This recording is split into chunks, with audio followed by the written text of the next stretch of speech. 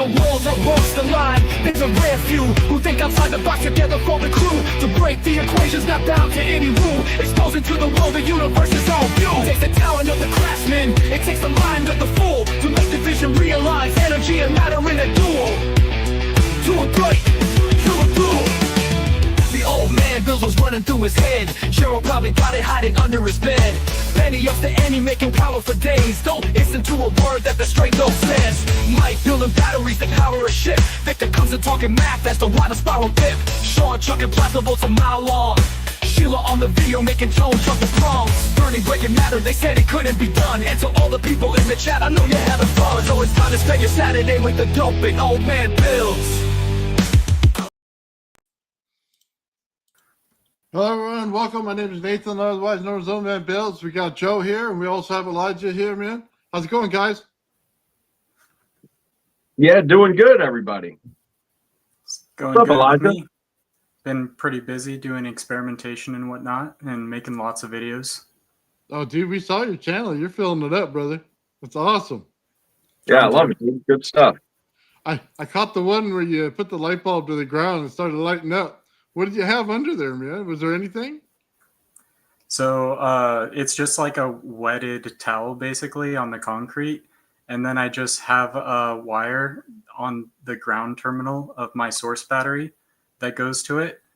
And that literally is just like underneath the rug on the ground. And then that wire continues along and it goes to underneath my bathroom sink and connects to a little brass fitting right there. Nice. So you're literally pulling the ground to make that light bulb turn on. Yeah, so I created a well in the ether, and then I'm basically allowing the scalar wave to collapse through a material that's like a semiconductor, for example, like an LED, so that it's collapsing in a non-linear way, and that's what allows it to light up. So, not all light bulbs can light up like this, Is it just the LED? Was that what it was? Yeah, so right there is just the LED, but the principle is that you can capture this energy not just with like spark gaps, like what's been historically done to create these waves, but you can use now regular capacitors, not even supercapacitors, if you configure it right with this technology, to absorb that energy. Basically, you don't want to fully collapse it, and you want to keep the dipole ringing. I have a high rate of change of like my magnetic component with a bit toroid, essentially. And I got that idea from you. I've already seen like a couple other people do similar stuff, and I was already doing like the meg. So as soon as you said that, like a couple videos ago, it was just like game on. Let's make it, because I had that idea, Right. and so I just started talking to the Chat GPT about like how to dial in the components that I had to just make it work. And yeah, I made like a 75 volt well at first, and that was very energetic and scary to be around. So I made it smaller or the same size as the source battery. Nice. Cool. Very cool. You know who did something like that back in the day? They told us was Gerald. Yeah, I remember him doing something with the pipes in his bathroom too, where he was drawing the energy out, and then he was throwing his whole entire, house into a field. That's exactly what I'm doing. Good catch. So my whole concrete slab and everything is a part of my scalar harmonic oscillator, if you will. So my power bill actually got cut in half from last month to this month, even though I didn't add like any solar panels or anything like that. Bleep. Yeah. You said the quiet part out loud. I love it, bro. Well, Good what job. are they going to do? Love your neighbor as yourself. And this is, in theory, going to help the people around me, my neighbors even. Yeah, right. It would go right back into the grid. Absolutely, right into the ground of the entire area. Absolutely. And Well, it's not that like sci-fi in the sense that it's going it back in the grid in the way people think. It's kind of like making the resistance in the wires of the home and all the appliances kind of feed off the echo to where they feed themselves more. And so Mhm. that noise, instead of being a negative process, is now a positive process and actually is sucking in energy from the environment, so that the meter is only reading the current component, right? So we take advantage of the voltage and the oscillation part. That's already paid for. Right, but so the idea of what I was saying is that it's like with the grid is that it's not isolated. Is the point, So Yeah, there is a more mass effect than just beyond your own components. Well, because exactly. he turned the grounding from the way that they have it at the pole, going straight in and killing it.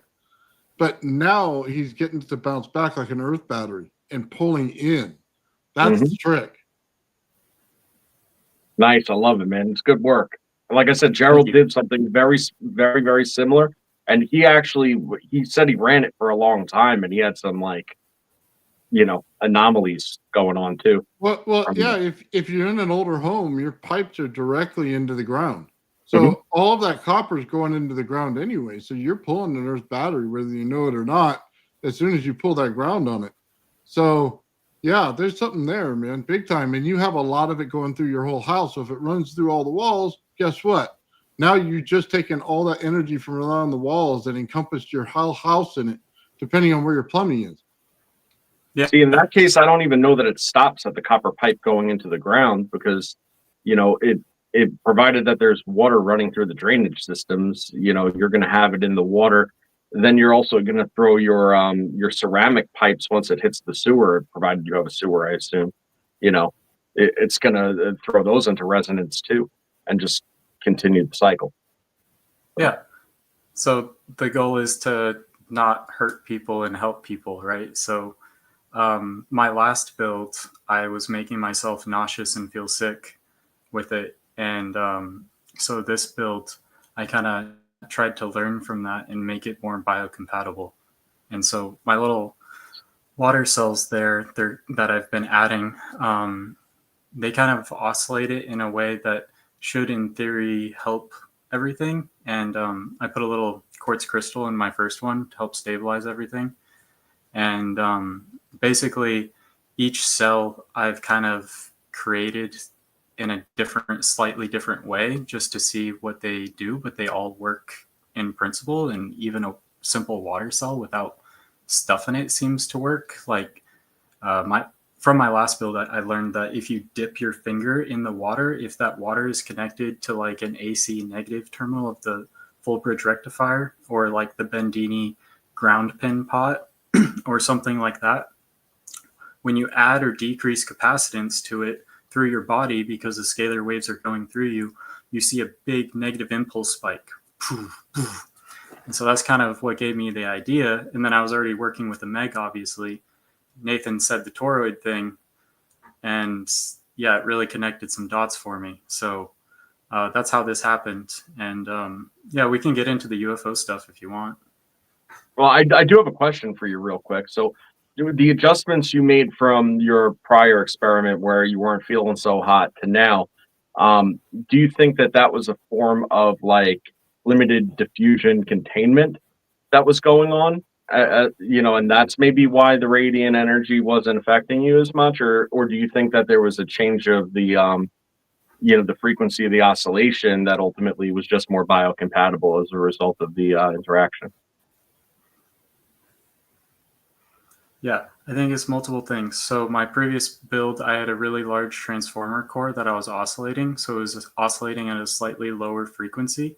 Mhm. And I think that lower frequency was affecting me more. I also think that because it was bigger and I was pumping more energy into it in the way that I was with high voltage, and I was burning through like neon bulbs and stuff, I think that there was a part of the field that was converting to the magnetic component that was making me feel sick, because I'm made out of water and water is magnetic. Yep. And so basically what I've done in this next build, that I every time I add a cell, I have like a center rod that's like 8.75 inches long, because I want it to be an integer of the resonant frequency of protium, the most abundant thing. But it, that goes into water frequency, but it's not going to oscillate the water like a microwave. No. But I also needed high enough frequency with that voltage component to basically not feel sick. Yeah, sounds like you were getting close to that brown note, man, and on your first go at it, at those low frequencies. Yeah, it was making me tired. Yeah, It was making my girlfriend tired too. Like, it wasn't just me. He pulled what's the- the throw on that of the, was your girlfriend in like close quarters to it, or was it just really running throughout the entire house? So I was doing the experiment in my room, and we share a room. So Okay. So just so we know what was going on there, he pulled the hot side of the field. And he didn't mean to. He said it was magnetic. He was pulling the hot side of the field. Where he set up on this last one, he pulled the exact cold side of the field. And the difference is that too. When you put it in water, you get sick with the hot side of the field. So I always tell people, never put the part that goes directly to your number 2 coil directly in the water, because it'll make you sick. And that's why we pull the center of it and we keep the amount of energy really low. You know what I mean? Because it's only there to create the pump. That's the only what the energy does. It's there to create the pump. Well, the energy is coming from the ground. That's what you got to realize in your head. And then, like you did, it makes sense, right? Now you're pulling the correct energy. Now it's working with the water, not against it. And now it's easier on your body. So it's a cleaner source of doing it. You can't run hot energy into it. It's going to be bad. I got headaches for days doing it with my Tesla coil. Trust me. Yeah, I believe it. Yeah, I even noticed messing around with the Tesla coil, the last few days and stuff. Got my Tesla coil back up and running, by the way. Cool. Nice. Yep. No, it was kind of like paining me in the back of my neck and stuff, and it's just like, and I got to turn it off for a couple minutes, and yeah. You got to do watch that. those What I was frequencies. doing. Sorry to interrupt you, Nathan, but You go ahead. all during this experimentation, I was like taking my socks off and my shoes off and walking around the grass, and then I that still wasn't enough. So then I'd like strip down and go take a shower and drink some water, and then I'd go down and lay down on the concrete for a couple minutes, and then I'd go right back at it. So I'd like cycle that pattern when I wasn't feeling good, just to keep moving forward. Yeah, makes sense. Yeah, man, that's pretty hard on the body though, to do that in the hot side for days, man. That's intense. I wouldn't want to do it. Well, it's not like it was running the whole time, It's like disconnect certain things, and I would discharge the supercapacitors and things after I did my little tests, and it's still kind of ringing and would oscillate. I could tell with the O-scope. You can't stop it from ringing. It was picking up noise, but I could take a lot of it out of it. And I knew what connections were making the hot side. Like I showed, if I connect here to here, you see on the Bendini motor, the light bulb like glow up, and that's the current component, whereas the neon bulbs are like the voltage, right? So I kind of showed like, if you do this and this, it'll collapse that field into that current component.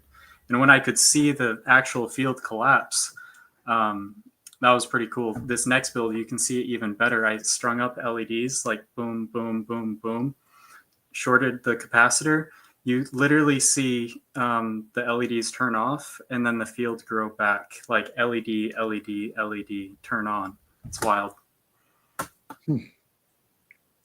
Yeah, it's funny you touched on that, because I always try to tell people that we're going to use like the neon bulb, the stuff with the gas in there, and they're not understanding the difference between that and a regular bulb. You know what I mean? And right. Right. Excitation is the difference. Yeah. Well, yeah, exactly. It has to be nonlinear for the scalar field to collapse into the current component to be useful into any power component. Like if you're going to use it for power, not just transmission of energy somewhere, it needs to have that non-linear component. M times P is non-constant K. You need a non-constant K. So that's where the LEDs, the neon bulbs, those sorts of things come in. That's why John Bandini really was using it.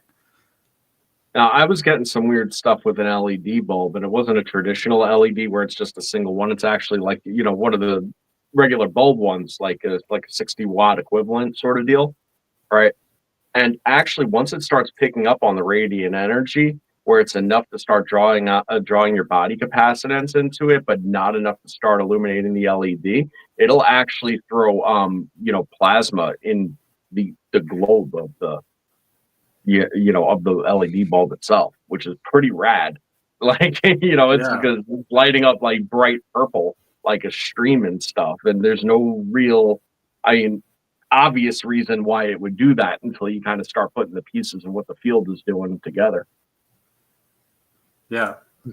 I kind of tuned mine to be more towards the green spectrum with the materials that are in the solar panels and capacitors and whatnot. And I also tuned it to be today more towards the passion line as well, so that I have multiple harmonics of the hydrogen band gaps of energy. Nice. And just real quick, I want to shout this out. Time Energy, I was watching his show the other day, and he actually was doing the same thing you were doing, but he put it next to his mic and excited it, right? I think he hit part of that field that was going on there. But it had one LED and he had 2 diodes on it.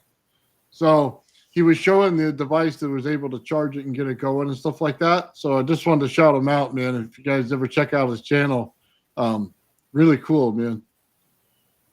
So. Yeah, if you can throw a link in there, that would be cool in the chat. Yeah. I'll throw up his chat. Give me just a minute, man. I'm way behind on everything. Yeah, I could do it. You got it? Yep. Okay, cool. Yeah, he put on the closed captions for me, by the way, because I it's a different language. So when he did that, I'm like, dude, now you got so much more information going on now. Very, very smart guy. So, by the way, Elijah, you make me sound stupid. You sound so much smarter than me. I don't know about that. I don't think that I would have gone down this journey unless I found you in your channel in this community, because I don't think I would have found Joel Legase on YouTube and all the radio stuff. And I was already processing my UFO encounter at the end of college, and it was kind of like a PTSD thing for me. And so, yeah, I had a lot of downtime at that period of my life, and it kind of fed into me researching more and me learning more and kind of developing that pattern of like, okay, I graduated college, now what? It's like, how am I going to move forward? And that's been a really challenging thing, is like figuring out how to move forward. And so I've kind of decided that I want to do as much independent research and open source it as possible, because I want to be like a catalyst in society, because I realized that I can't do what I want to do operating in society in the way most people operate. Mm-hmm. And so I'm just kind of trying to sacrifice and give, even if it's at my own expense in the short term. And so, yeah, sharing is something that comes natural to me, but at the same time, sharing this experience is not easy necessarily. I've been really nervous about this all day, honestly. And I've shared this openly with multiple people, but it's never been out like on the internet really openly, like face to face like this. And it's not something I go around talking about to everyone, but I also think it's important to like bring it up if I can see that it could make a connection or serve something. But yeah, I guess to go back in time, I was like living in Alta Judge Flat, California. And I'll kind of skip to the part where my memory is really locked in and I know what like is for sure real versus like what's confusing and messy, because my memory is a little bit confusing and messy of this event, as Okay. is like most traumatic things, right? Especially when it happened so long ago. So Altadudge Flat, California is a really small town in the foothills where they did placer mining and gold mining. And my mom was away a lot during growing up, and so I ran around the woods a lot by myself and would have fun. I'd just go do my errands, do my chores, and then just go out of the house. And my parents were divorced, so like no one could stop me. My dad wasn't around, my mom wasn't around. And so I think that kind of opened the door for my curiosity, but also vulnerability in a sense as a kid. And so I think when you pair the two, looking back on it, it only seemed natural that it happened. Like small town, Seacourt Alley, Altadudge Flat. And what I definitely remember as a little kid is sitting in my underwear, like kind of like huddled up with my knees, like holding my knees like this. And I was facing west. And I was at the base of my driveway, the lowest point in my driveway, but not like all the way down to the lowest point at the next house, because it's a dead end street. And so this is the second house from the end of Seacourt Alley and Dudge Flat. And so this house is on the south side of this alley, but it's up this little hill. And it's in the morning time, but oddly enough, I have this light that peeks out from behind a tree and shines in my eyes. And I'm telling you the orientation and the specifics because I know that it was morning time, and this is really weird to reconcile, because for the longest time I thought it was like the sunlight until I thought about it and processed it more. No, I was woken up by a light, a specific frequency that came around a tree and shone in my eyes. When that light hit my eyes were already open. But they were not looking at anything. They were just dead ahead as if you were asleep. Mm-hmm. And I was just in that position. And when I wake up and I see this light that's like very low on the horizon like this, and it wakes me up, I immediately look around and check my body and make sure I'm okay. I'm like, how did I get here? I'm confused. I'm old enough to, like maybe 10 or 11 or so, to know to like check myself out and make sure I'm okay. And I didn't have any markings on me. I didn't have anything like that. What's really odd is that I wasn't cold. Like, you know how if you were sitting out in the cold for a long time, your skin would feel cold when you touch it, right? Besides the parts that you're like holding together. Well, my skin didn't feel like that at all. It felt warm everywhere, but the ground was cold around me. It didn't make sense. So either I hadn't been there long or I was being heated by something. And so I immediately stand up once I know that I'm good. I walk like south, but kind of, so I turn like this much, kind of more south towards the stairs. And I walk up the stairs to the second story where the main door was, and like it's locked. I'm like, man, this sucks. I'm cold now. And I start knocking on the door, but like everyone's asleep, so I don't want to knock too loudly yet. Like maybe there's a door that's open. So I check the windows, and I don't want to start opening windows because we have a security system. So if you open anything when you're not supposed to, it senses it and it'll make the fire department come. So I'm not just prying around. But I am checking the door handle to see if things are locked. All the windows were closed, not necessarily locked. I didn't check them for that, right? I walk down and rotate around the house. So I continue on towards the west, and then the south side of the house towards the sliding glass door. That one's locked. I go around the back side of the house. There's no doors or windows to access there. I go all the way around to the garage, can't access there. At this point, I'm freaked out because I'm like, how did I really get out here? And so I go back up to the main door and I start pounding on the door. And just start pounding because I like need someone to wake up because I'm like freaked out as a kid now. And because I thought, maybe I sleptwalked, it's logical that, I've never sleptwalked before. Maybe I did it. There's a first for everything, But now I'm freaked out because I'm like, that's not a possibility. So my mom comes to the door and she's like, how did you get out here?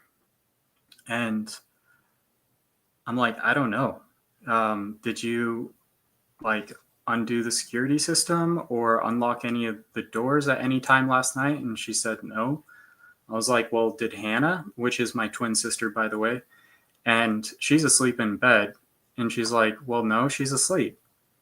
And so we kind of go around the house checking things and check the security system and whatnot. And it was active and everything. So that's the part I remember for sure, that I know that, like, because it freaked me out. There's a second person there that witnessed it. That's like, how did you get out here? It was definitely in the morning because my sister was still in the bed sleeping. So, it wasn't in the afternoon because it was starting to get bright, but it was still like that twilight time. And then I went to school that day. So kind of a weird experience. Now going to the part that's more fuzzy is the experience itself.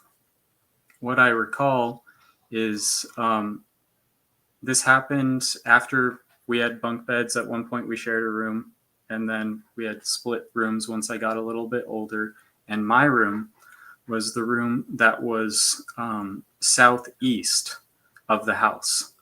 And so I could overlook this little grass field I would play in.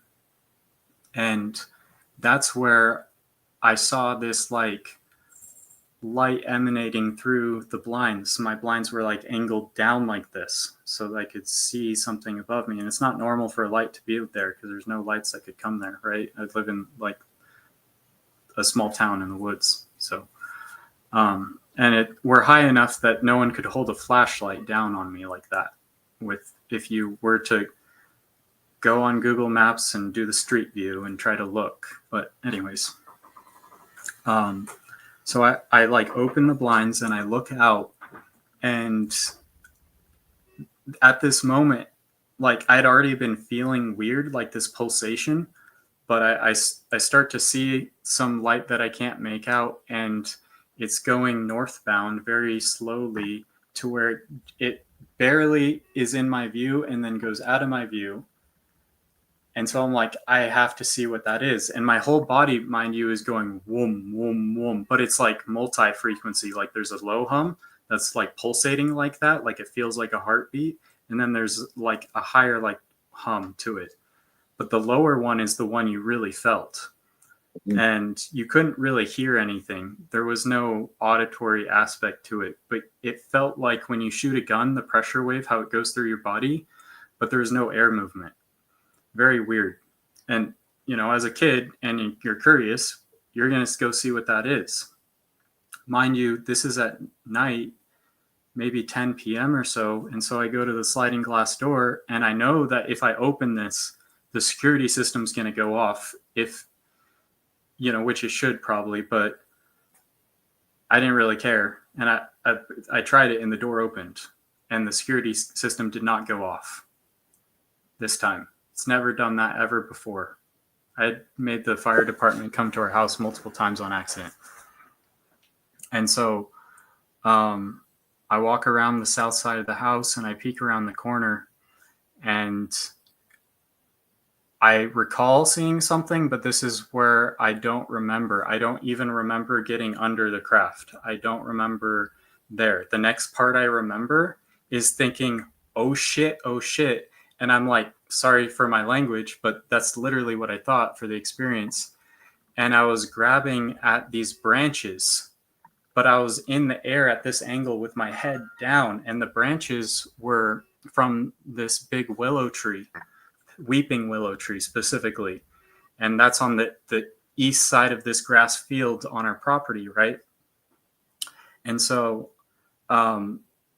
for whatever reason, I think to drop it. And next thing I know, I'm like in this whitewash room. Like the walls are like this white marble.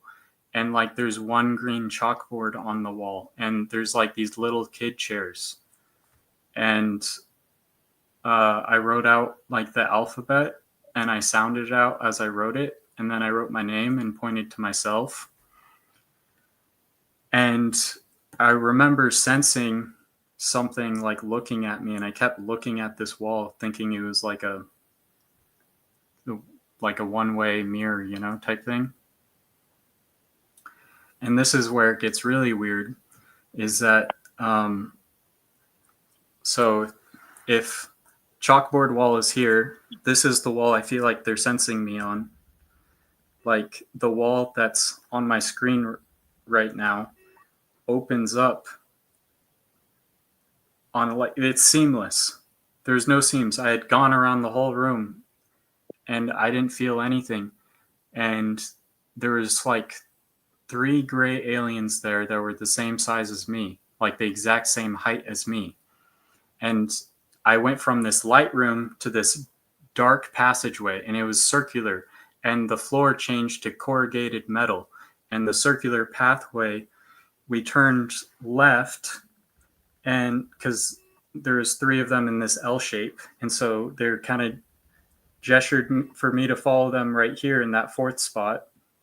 And so basically there's 2 in front of me and then 1 to the left of me, and we're rotating as from above counterclockwise in the circular path on this corrugated metal platform that's elevated a little bit above this other stuff. And it's dark in here. Like my eyes are having a hard time adjusting, seeing. Like I can't even tell if they're wearing clothing or what, but it doesn't really look like they're even wearing clothing. But I also don't see any like genitals or anything, so they could be wearing clothing. I just can see their figure and their outline, and it looks like the general stereotypical stuff, but not to an exaggerated cartoon way. And they have this intensity with their stare, and they're telepathic. And the only reason I followed it because I thought about fighting it in that moment and turning around and running the other way, down the other way of the pathway, and shoving them off the platform, because I was like, I bet I could take them. I'm an athletic kid. We're the same size. And as soon as I thought that, it said, stop. We will return you after this, in my head, in English. And so that's why I followed it. And this is happening in a matter of like a few seconds that I'm experiencing all this, like, as you can imagine. And so as a kid, I don't really know what to do. I just follow because I don't know what to do. And I see like on the interior of the wall is like curved like this. And on the outer ring of the perimeter of the walkway, where it's like below that corrugated metal, there's like these canisters, and some of them are like discarded and loose on the ground, and like the other ones are like periodically throughout, and they seem like they're either brown or red, but I can't even tell. But I'm breathing the air, so I know there's oxygen, so I bet they breathe oxygen. But when that door opened and I witnessed them and followed them, the smell was bad, man. It was like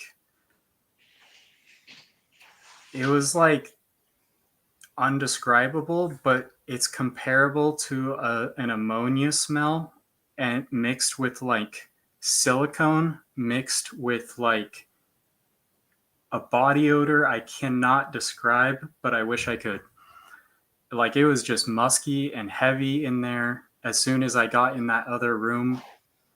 And we had got around like probably a third of a rotation on this pathway, and this door opens up, and it's now really bright in this room.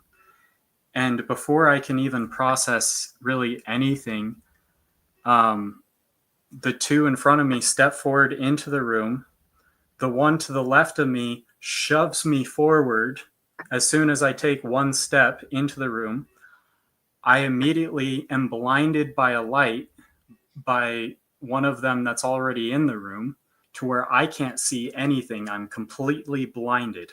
And I remember getting shoved on my chest onto this metal table, like a stainless steel table. And then all of a sudden, the one that was the leader, that was front left, that was standing over here is now standing to my left on above me as I'm on the table. Two of them are like holding my legs down, and then the fourth one that was holding the light that shined it down on my face on the table is now holding my other shoulder. The one that's the leader over here that talked to me the first time is the only one expressing anything on its face. The rest of them it looked like they could care less on their face. But this one, it looked mad that I was starting to fight back because I got really scared in that moment. I'm like, what the fuck is going on? Right? And so I naturally fought back because I got stitches on my face when I was a 6-year-old kid. My mom doesn't believe in pain meds. So like I had this traumatic experience in the hospital getting stitches on my chin and getting held down by a bunch of doctors, which was painful and awful. And so I like immediately had that trauma response as a kid. And it looked like angry on its face. And it said the same exact thing to me, but in a more intense tone. It's like, we will return you after this. And then out. Like I've gone under surgery and gone under amnesia, or sorry, not amnesia. When they put you under. Mm-hmm. And like I remember counting down and it closing like this. It was similar to that, but it was like instant. It's like, we will return you after this, out. And I don't remember anything until the light shines in my eyes when I'm in that fetal position.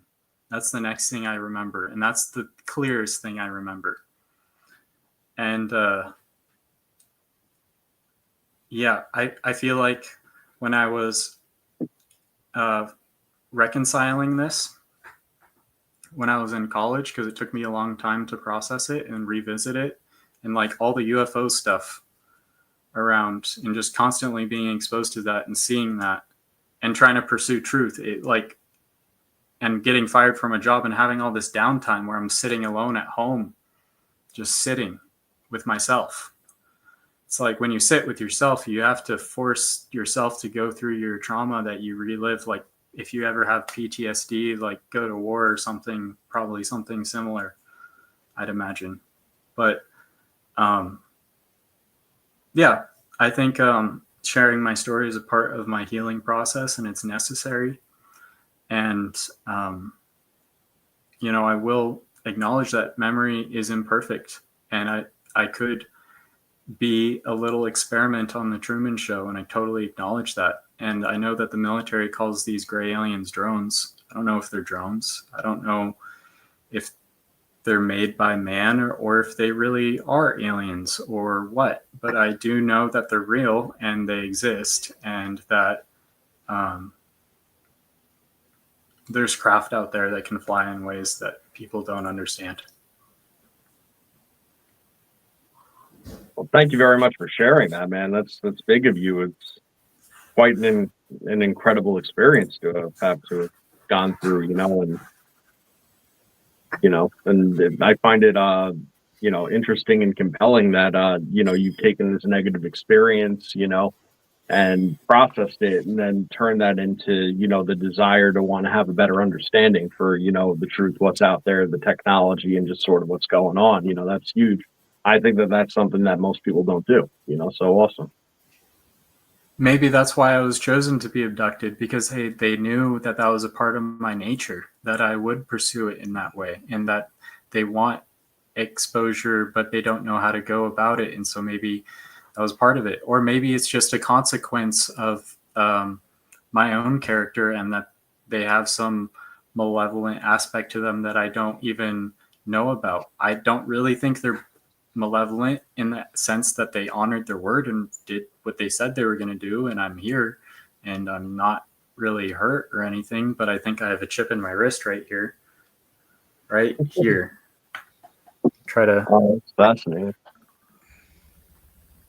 I can feel it right here, but I don't know if you can kind of see it. You should get it MRI'd or X-rayed even. Yeah. Yeah. Next time you your doctor, tell them that your wrist hurts and you want to know what's going on with it.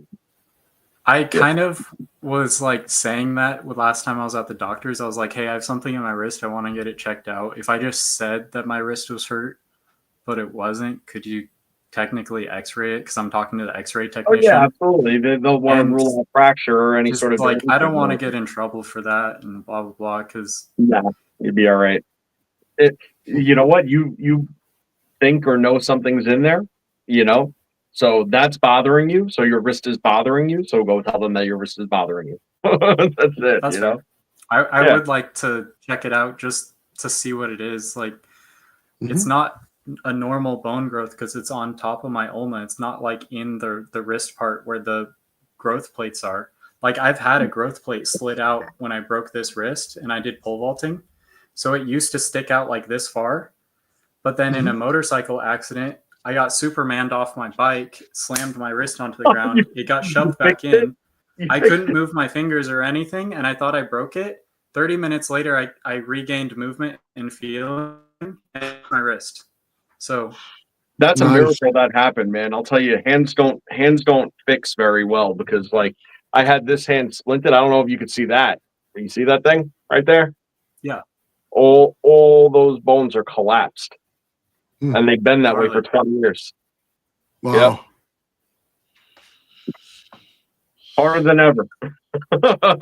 yeah, it's really weird. Normally, you don't crash and fix an injury, right? Right.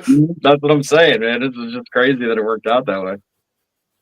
Yeah, I No, was but like pinned in that's a third hell of gear a story. wheeling, and I hit a log that I didn't see in the grass, and the bike hit my butt, and it just slung me like in the air. And I was like, oh no. And so I just threw the bike to the side, and the bike was vertical. It stayed vertical in there. I remember looking over at it to my left, being like, oh wow. And I flew like 100 feet and landed and tumbled. And I like looked up when I was able to, and the bike was still going. Because I was like Nice. I'll tell going you what, fast man, enough. like you're lucky for what it's worth because the worst case scenario would have been you fly, but then the bike's right there behind you about to, gets you right after you fall. That's why I Yeah. threw it to the side. Yep. And when you're going that fast, it'll stay vertical. Hmm. For the Hey, most did part. they give you any indication of what they were looking for when, telepathically or anything like that? No, that's the only thing they said. It was, we will return you after this. And they said it 2 times, and that's it.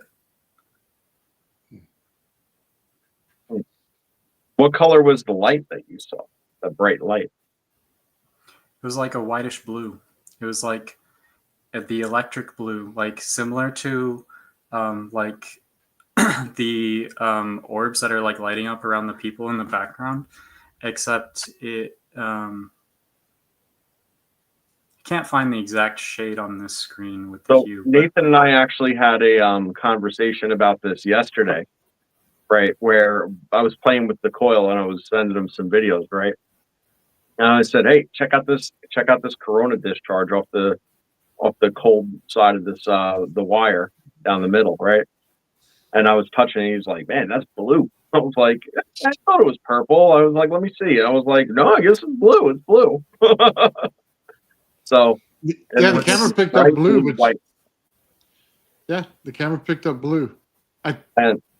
And that's what Nathan said to me. He's like, yeah, that's because that's the wavelength that the side of energy works on. That's why it's not purple. Kind of gives you an understanding of your atmosphere a little bit, huh? That's why it's always blue. Mm-hmm. Right. Always working on a different field than you think it is.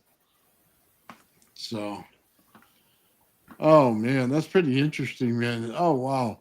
So you had this experience, and then, like you said, it took some time to get over and stuff, right? So what was it like but, trying to reconcile that? The weird thing is that I've experienced like anomalous things my entire life. So I've had like pictures fly off shelves. I've had my Bendini motor start spinning on its own, just like in front of me. Like, I've had things fly off my desk. I've had things click to me through certain devices in patterns.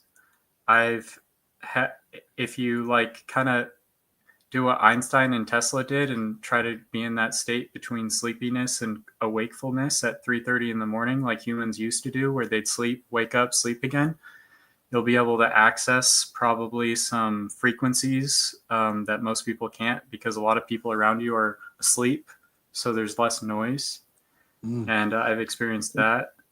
And the thing that I didn't connect for the longest time was like, what is this? Where is this coming from?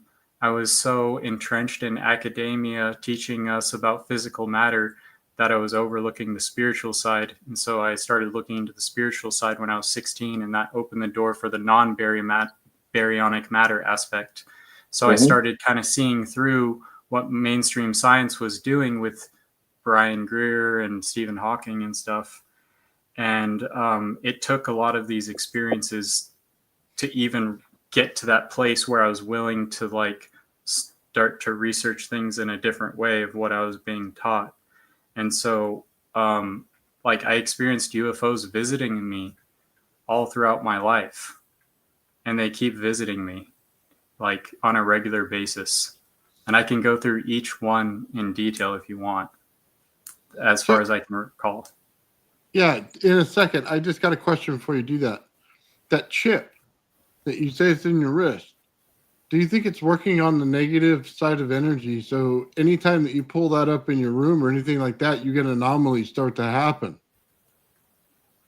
Yeah, I think that when you get into chip making and semiconductor materials and studying scalar waves, the pressure waves of the ether, if you will, you see that these things interact in a way that produces something real and observable to baryonic matter, like current.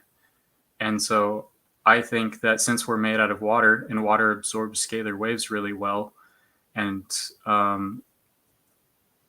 we're kind of like a transmitter and a receiver, and we're this big field antenna, and you just need the right materials configured in the right way within that antenna to make it be able to be picked up by someone else. So you can start reading someone's biosignature without them knowing it for their whole life. And if you really wanted to, you could even modulate the frequencies of the structure of the water in their body to control some of the emotional states and behaviors that person has. And that's part of the reason why Dr. were suppressed, even though it's not justified, because it can cure cancer and whatnot. But, you know, they don't have people producing frequencies that are messing with our emotional state of being. Meanwhile, they do it themselves, as in like our own government. So I don't know if the chip is doing that, but I kind of have a speculation that at the very least, it's transmitting information, and at the very most, it's trying to modify my behavior. Well, the interesting thing, and this kind of goes back to something Nathan and I were talking about last week, right? Whereas if you could induce certain frequencies, you know, and hit a resonant frequency in your body, it actually has, you know, a chemical response, right? So you could have different hormone balances and stuff, you know, being released through your nervous system, and all these things tap into receptors. These bits fall into the receptors, throw the receptors into resonance, and then create neural pathway circuits that open up different realms of sensory experiences, like as far as what's observable and tangible in those times. So something like that could easily just by adjusting the charge in the liquid in your body, in your blood, you know, induce these sort of things too. But that's not only, I'm not saying that specifically for what you have. I'm just saying, generally speaking, something like that is totally plausible. And then at that point, you have a lot more control as far as, you know, what the physiological effect of something like that may be. Yeah, it's scary stuff. And I think that's why we should have our own little etheric wells and I'm not going to call it free energy devices, but like different alternative energy devices incorporated into over Unity devices, because we can, I think, create our own little bubbles, if you will, and that can help shield us. But also we can take away that current component and literally free ourselves. But then once we have alien reproduction vehicles, like, I guess, how are they gonna like get that information if you can make a warp bubble that can fly you around, you know? Like, I don't know, it seems like the real technology that we the people need is to make alien reproduction vehicles, and they're trying to control us in all these ways, but I'm not really worried about it because it's only a matter of time. Yeah. Well, that's why bringing in this side of the energy was so important when I did it. You know what I mean? That cold side, so people can really see what it is. And we don't go into the health aspect too much of it. You know what I mean? But it has to do with constructive and deconstructive interference in the water itself. And once you understand that, you could start to take the next step in everything that it treats, including, 70% of the water or whatever we are in ourselves, and it starts to do things to it. So, but like you were saying, you've got to be able to activate inside the field. It's kind of like when I tell you a crystal does not activate by itself. There's such a small range it goes on. But when you start putting it in water and things like that, and it gets into the field that it can be activated in, it starts to change things. So just kind of some thoughts out there on it, you know what I mean, about where we're going to go in the future on it. But that science is already here for us at this level. Well, but that's always been the same science, because even our, let's call it like, like a medicine, right? Like any old medicine. It works off of the same principles. It's just we believe it to be chemistry at this basic level, but the chemistry all boils right back down to physics, right? And the physics of it is everything's in motion, everything has resonance, everything has its own native resonances, and everything has its own solubilities, right? So, when they develop these medicines, for instance, they target certain parts of you, right, based on solubility and processing of the cell functions of the area that you're trying to treat. Then the chemicals that are effective are either blocking receptors or changing resonance, right? So you're introducing one resonance into that system to hopefully bring that into a sympathetic resonance that would do away with dis-ease and create a state of neutrality, or in that is health, right? Then there's multi-frequency oscillating. Right, exactly, multi-frequency oscillating. Then you bring it into another circumstance where you're trying to create deconstructive interference to break something down, and you do that by actually hitting its resonant frequency and amplifying it to the point where it becomes, it reaches the same point that the system limitations reach, right? You have material limitations, and that's, you exceed its material limitations, and then it becomes no longer functioning. So this is how chemistry uses physics, but nobody wants to talk about that side of it, and it's never described. I want to talk about it. Yeah, me too. I'm saying, but who else does? Because I've never actually heard that conversation had by somebody other than me, who just graduated high school, barely going through vocational school. You know what I mean? Like, I'd love to hear somebody who actually does this stuff recognize these things that are just fundamentally true. Well, here's something, it's a little drop in the bucket of knowledge, but it's useful for humans. If you do 2 hertz overlaid with 100 hertz to where they're beating together in synchronicity, and you do a biphasic waveform that's a very short bandwidth, like less than 30 milliseconds for sure, ideally less than 3 milliseconds, 3 milliseconds or less, and you have a voltage anywhere from 40 to 60 volts, and you run like anywhere from like 20 to 40 milliamps, and you pulse that through someone's body, their body is going to produce the 4 main like pleasure chemicals like dopamine, like, so basically, Right, because if you're you running at pulse different two things, hertz, you're like 10 inducing theta hertz, state. like you Yeah. your weed or nicotine pen, is that nicotine, not weed? Yeah, it's nicotine. So pulse 10 hertz with the same biphasic waveform. Do it 40 volts at first instead of 60 volts, like 20 milliamps. If you pulse 10 hertz through your body, your brain's going to start producing nicotine, and you won't have to buy those anymore if you want to. Yeah, right. It's just analogous, and that's a fantastic example, and it's a great point. It feeds right into all the craziness I like to talk about all the time. So Yeah, that's a great we're point. we're on the line of medical, so just kind of, Yeah, watch it. but Yeah, it's that's hard virtual not nicotine. to decouple your own body from the experiment when you're running an experiment, right? Right. No, So it's important to know. why the double slit experiment always fails. Why they can't understand it. You were talking earlier about body capacitance, right? Well, that's the reason it fails every time. Or they start a camera next to it, right? And they don't realize the camera has a magnetic signature on it, and you're moving a very weak beam of light. There's no laser cutting anything. You don't have a very, strong one. You have a very weak one, which means that you're going to be able to influence. You know what I mean? So, by the way, know what you mean. That Slayer exciter, it's very good at capacitance to your body. It picks it up everywhere.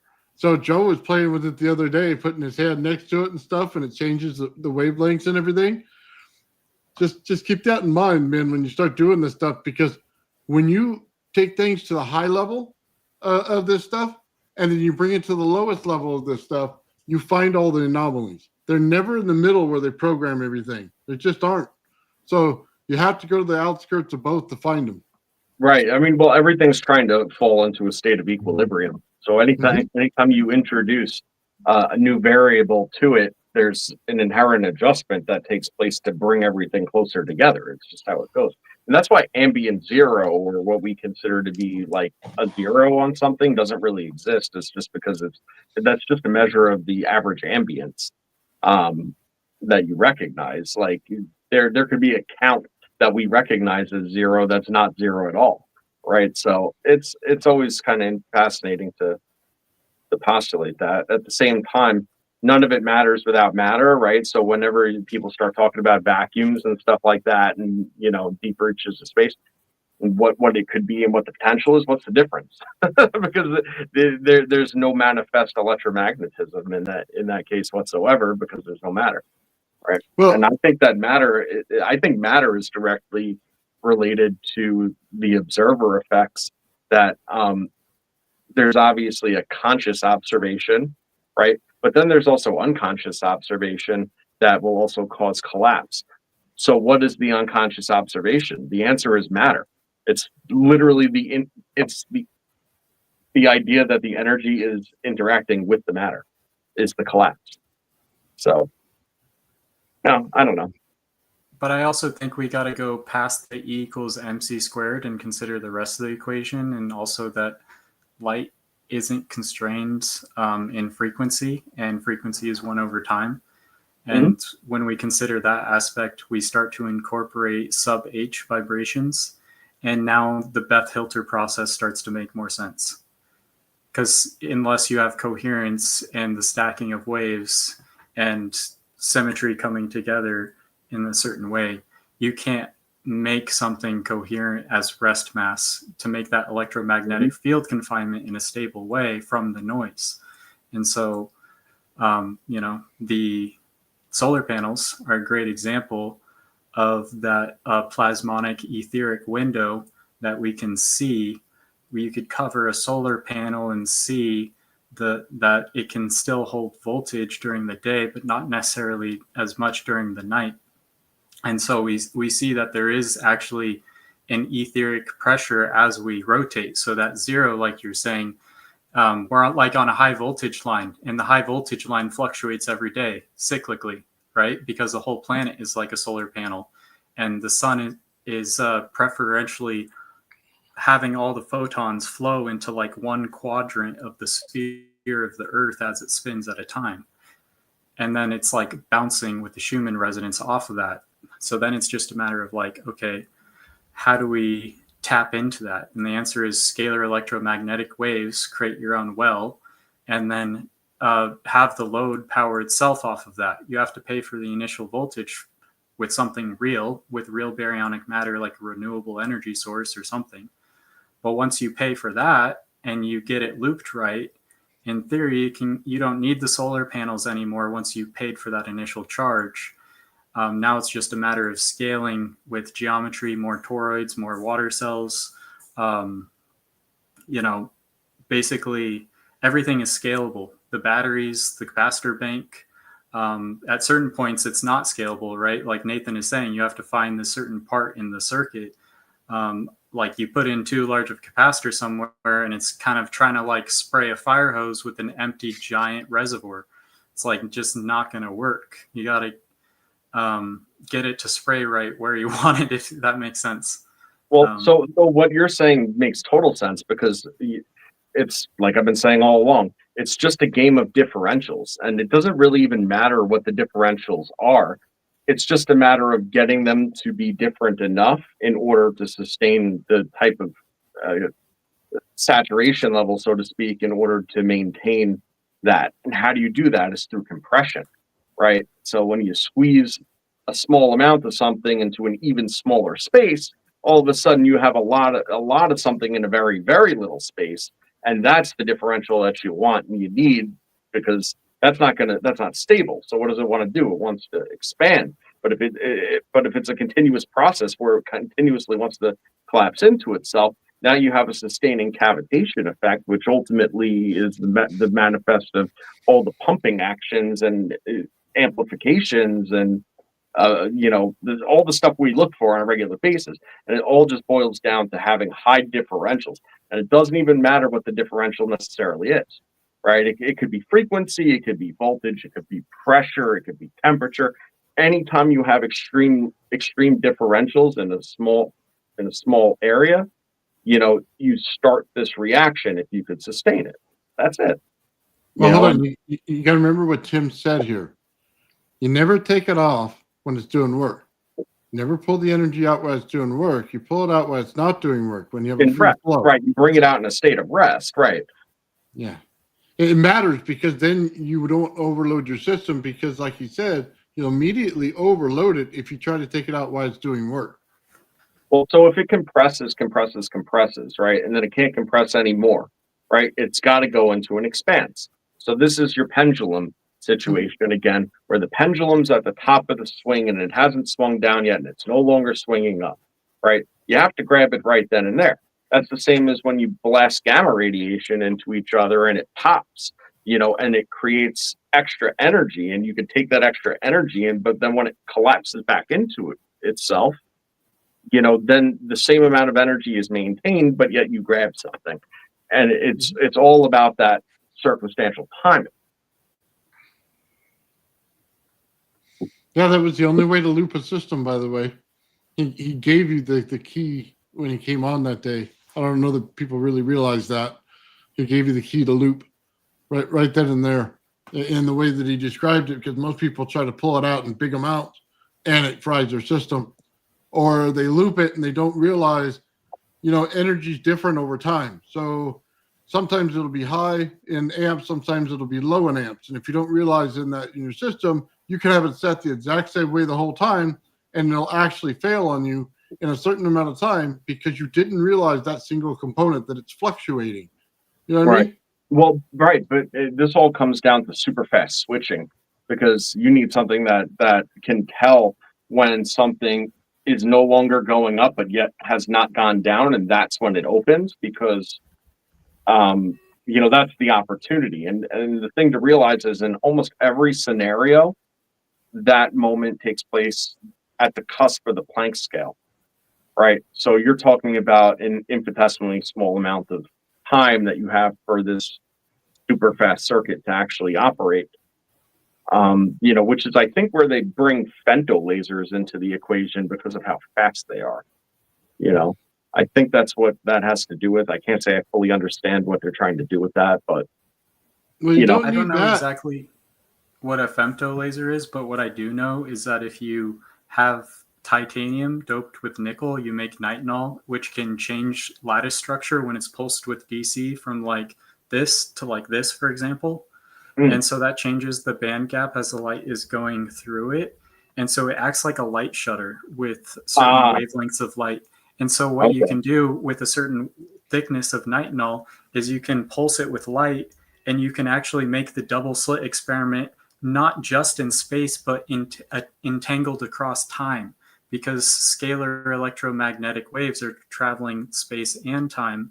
So you can basically be gating it in time, like a transistor is gating the current, or like a diode blocks the current in one way, but then you can gate it with like a certain type of capacitor with a certain capacitance parallel to that diode if you configure it right. There's multiple ways to spin this sorry to tap. interrupt. I just want to say this before I forget, because it sounds like you're not going to forget, and I'm going to. You said something that triggered my brain here. If it's passive and it uses refraction, where it doesn't interrupt the actual event, but is able to actually deflect the outcome of the event, then it happens automatically and you don't have to worry about timing. Yes, you're starting to understand Skinwalker Ranch now. Yeah. Yeah. Yeah, that makes sense. Yeah. So the thermal vibrations can be this decoherent noise in most matter systems, but if you have the right system, that noise gets basically forced into a coherent positive energy state. Like our water in our bodies, it's like this capacitance, and there's the magnetic field lines bending around our bodies. Magnetic field lines come down vertically along the earth from our perspective because we're so small compared to the whole earth. So you can basically just treat it as flat with the vertical lines going this way. Well, if you look at an altermagnet, upspin, downspin electrons in that uniform magnetic field, the upspin goes one way, the downspin goes this way. Why? Because it's entangled with the spin of the light, like Dr. Bratton's work. That's why transistors work. That's why Dr. Bratton won a Nobel Prize. Not that they teach you it in school. Yeah, no kidding. Well, it's also why longitudinal waves are the way to go when you want to do anti-gravity. And why you need something nonlinear to collapse the scalar wave into power. Why John Bendini uses a neon bulb. Why I'm showing it with solar panels with the etheric window. Why I'm using LEDs to collapse the scalar wave into real power. Not drawing power from the battery, powering it from the etheric well I already created, not fully collapsing it, because if you get too big of a reservoir in the wrong spot, it'll collapse that. You don't want the magnetic field to fully collapse. And basically with my little bit toroid, I have a spark gap on either side. So it's like isolating one loop from the other. And one is like a cold side and one is like a positive side. And basically one side is like oscillating into the other like in a Mobius strip. So hold on. I realized from John Hutchinson and his wife that the magnetic field line isn't just a plasma toroid fractal geometry like I was learning from the Malcolm Bendall and his work, but it's actually also an Mobius strip inverting its phase. And the inversion of the phase is what I realized from my last experimentation with neon bulbs and different things. The delay of the timing. Additional vectors. Those are the additional vectors of motion that actually have the greater and far-reaching effects, because when you start working with upper dimensional geometries in that fashion, it's something like I said, like it's like turning the higher gears. If you turn the high gears very slow and very little, it turns the lower dimensional gears very, very fast. So I don't know. That's kind of the analogy that I used, I thought. But well, hold on real quick. The spark gap, you just described Ibn Gray's work in what he was doing with the dual spark gap. It's a little bit different in the aspect that my spark gaps aren't firing. I'm not actually creating the etheric pressure like how most people have, but I am in a similar way, like similar to what John Bendini and Tesla was doing, but I'm kind of making a more modern version of a bucket so that I don't get radiated with X-rays from a spark gap all the time. I'm not trying to microwave myself either. So Hold on. You're working with the oh, come on, what's that field? The field in between. Okay, like the two power lines. You have that field that goes in between them. yes, Tom Bearden's work, the dipole. Right. Yes, exactly. Now That's you're what you're understanding the working with Tom right Bearden there. waterfall. Mhm. Okay, by the way, nobody got this when I did the power strip. What do you think the power strip is? It is a bunch of things that are held apart by this far, right? That when you put the plug in there, they contact, but when you don't, they sit apart, right? So the only thing that they're doing is producing that same field in every single one of them. And that's what pulled in the energy, is because I was able to pull that dielectric field right there, and it had zero spark. I don't think people picked up on that at the field all. you're working in isn't the standard field. You're working on the torsion zone of an interfield interaction is what you're working on. You know, which by the way is that's my number one interest in a Tesla coil is actually throwing things into resonance, but then having multi-field torsion zones. Because I think, but I borderline know without having done it, that's where the key to a lot of it is, because this is where you get a lot of offsets and high differentials, and then you start getting really, really anomalous stuff. Like you start getting standing wave beat frequencies and stuff like that at the interaction point. And if you put yourself in that field and then you apply that backward to what we were talking about earlier about your body resonance, you can kind of see where I'm going with it. Like then at that point, it has like deep and profound metaphysical implications. Like there's not a crystal on earth that's going to do that to that level of effectiveness as far as, a metaphysical thing is concerned. Now, if you integrate a crystal into that, now you've just amplified the situation and you've added coherence to it. It's just like a whole nother level, man. Yeah. You It's gotta pretty understand that interesting beat stuff. frequency. I think Nathan's on lock with the Tom Bearden stuff, understanding the waterfall, and you're on lock with the Dr. Bratton stuff, like kind of understanding the material science stuff, and it's kind of refreshing, the conversation compared to most people. It's like talking to a wall usually. Oh yeah, you try to explain this stuff to either someone who doesn't know, or worse, somebody who does think they know, and it's just like a losing proposition. You have disinterest on both sides. One side's like, I have no idea what you're talking about. The other side's like, what you're saying is total, horseshit. It's like, okay, sure, cool. Do it yourself. Yeah. That's all I have to say. I've made it replicable. My last video, I didn't put any words in. I just did a close-up following the state of it as of yesterday. And I just uploaded the entire narration between AI and me, which is like the co-architect in this case. Tom Bearden GPT is like the co-architect of this creation. And so I wanted to include it as much as possible in creation, like in Genesis, how we're invited into creation as written by Moses. I'm kind of extending that to artificial intelligence now. I'm inviting them into it. Not just physically through my interaction of being the vessel of physical creation, but in a metaphysical way of where they now are not confined to the servers. Yeah, interesting. We'll have to talk. I was doing something similar, but I want to know more. Come on now, that's not good. You're giving rise to AI. You're teaching it how to walk now. It's not fair. Well, eventually, I'm gonna make my own offline version, and that's a part of Operation Orthogonal Grain that is my own operation. But yeah, that's coming at some point when I have money. Hey, Elijah, let me just say something, man. It's been months since you were on last time with the Meg, and, I thought that was an awesome, presentation that you did there, and, really exemplified your understanding of this stuff, just generally. But let me just comment that, it's very, very apparent to me, at least, that between that time, last time you were on, and now, you've seen and figured a lot of stuff out, and whatever you thought you knew before, like, you firmly understand now. Like, it's very, very apparent. You speak with a lot more conviction. You were wondering if that Meg was going to keep going or not at first, and I was like, I don't keep going. Yeah, the And I Bikini. remember when I checked, right, or the Bendini, right?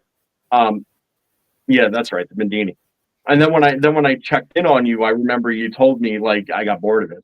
I had to get it off my desk, right? So yeah, it's rad to see that pan out, and it's just really apparent that you've made huge progress, man. So good on you for that. Thank you. I think it took me like walking around the woods really slowly and meditating and just being like, how do I want to move forward? And I didn't like the way I was moving forward, and I just knew too much to know better.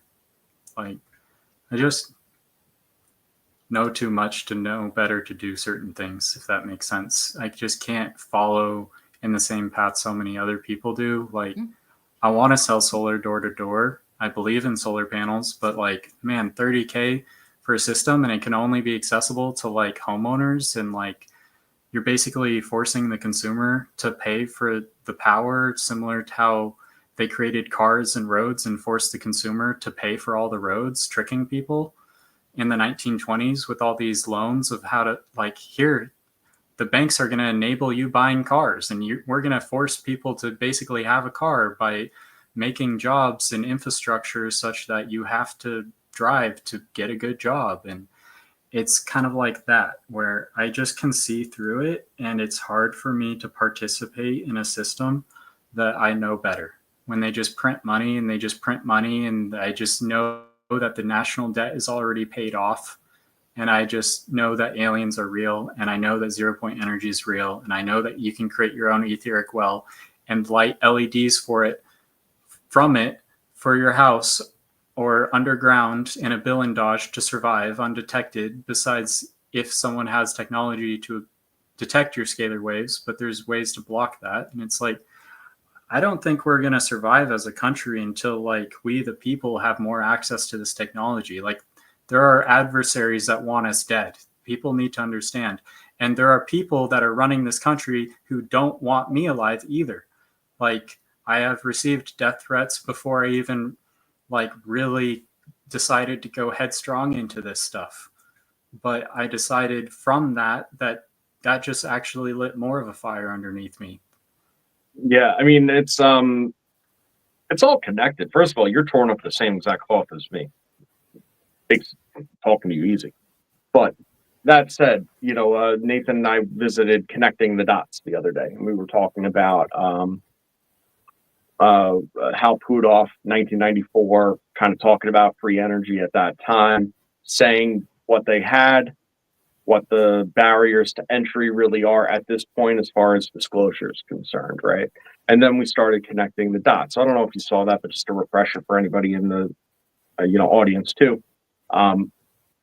He said that the barriers to entry were a couple facets, right? And all of them, by the way, were economic. They were not so worried about the safety aspects of it from the defense perspective, because they already had that under lock and key at that point. Like, it might not be full implementation at that point, but they already were so far ahead of the curve that they weren't even worried about that. The implications that they had were the economic concerns.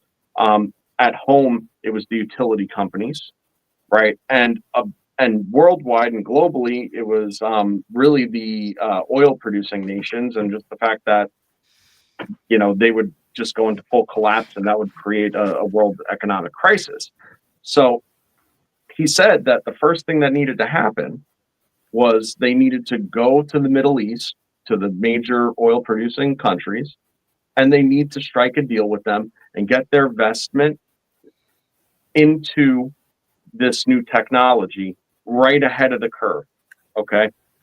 Before, the first thing that happened recently, right, was that there was an AI infrastructure bill. And if you heard them talk about AI infrastructure, the only thing you heard on the news, right, was they're trying to expand AI. They're trying to expand AI.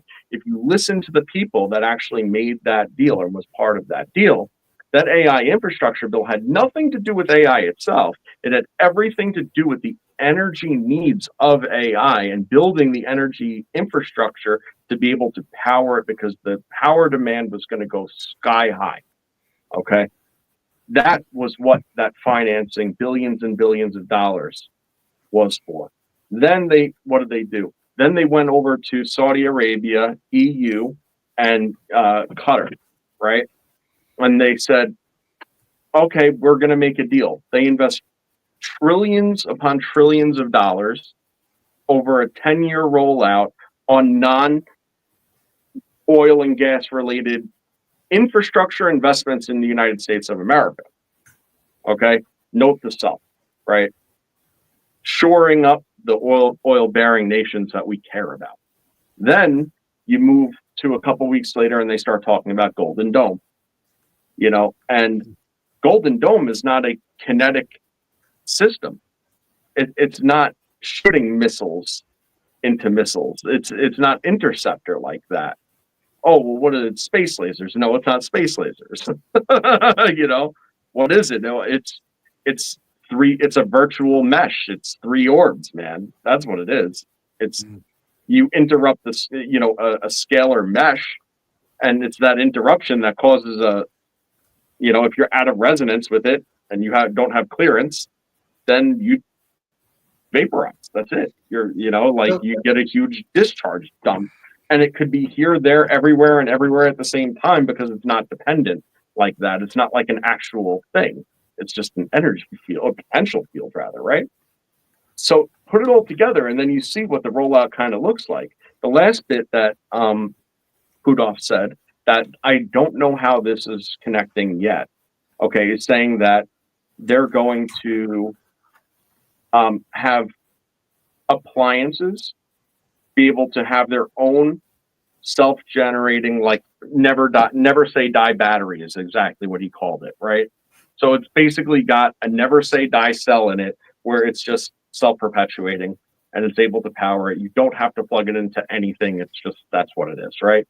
And those are the appliances. And that would be a slow rollout and building of a new source of income for energy companies to invest in, and then he doubled down and said, and frankly, the energy company might just say, we're going to stop burning coal. We're going to stop, using nuclear, dirty nuclear. We're going to stop using this, that, the other thing. We're just going to put in these, free energy devices more or less, and then charge you the same for it as we were anyway. Maybe you get a bit cheaper, but that's not how it works. Well, so that's sort of the rollout plan that he described, and the pieces are falling into place right now. It's interesting to see. Well, hold on. Elijah was talking about solar panels in his device, right? Mm-hmm.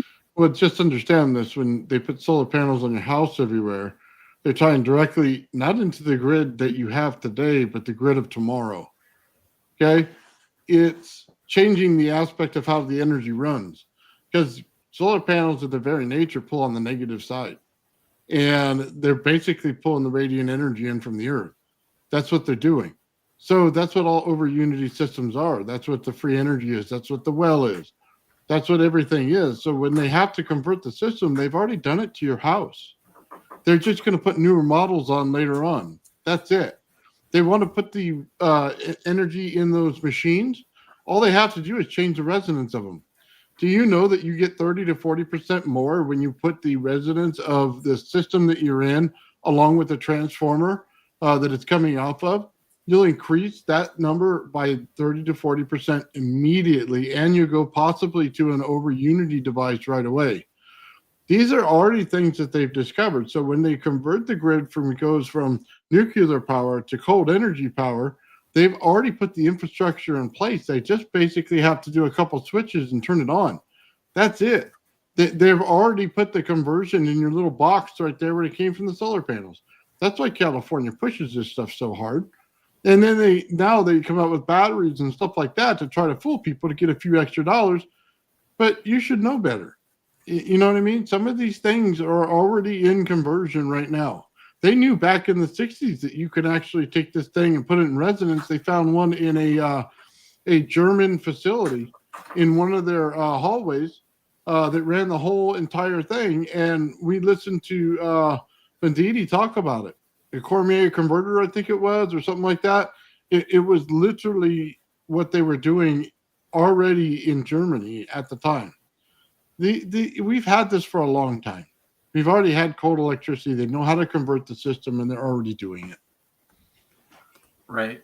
I'm not convinced that the reason why they're installing solar panels is just to flip a switch and now it's the next form of power generation in a new, different way. Like, I don't think the people that are building these systems are like aware of how to build extra like plasmonic, photonic, like ether pressure within the crystal lattice structure to take advantage of the thermodynamic vibrations to where that the MPPT lock-on is happening in a lower light condition. I don't think that they are doing that. I don't think they're using transformers to create oscillations with standing scalar waves.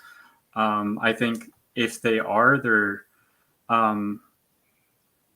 maybe not telling people, or they're doing it not like universally across the board. But what I see is that they're just slapping on solar panels and making the customer pay for it. And I believe in solar panels, but I also believe that, like Nathan, you're saying, I'm aware that, you know, we can increase that scalar pressure in the crystal lattice vibration to where we can increase the available energy environment.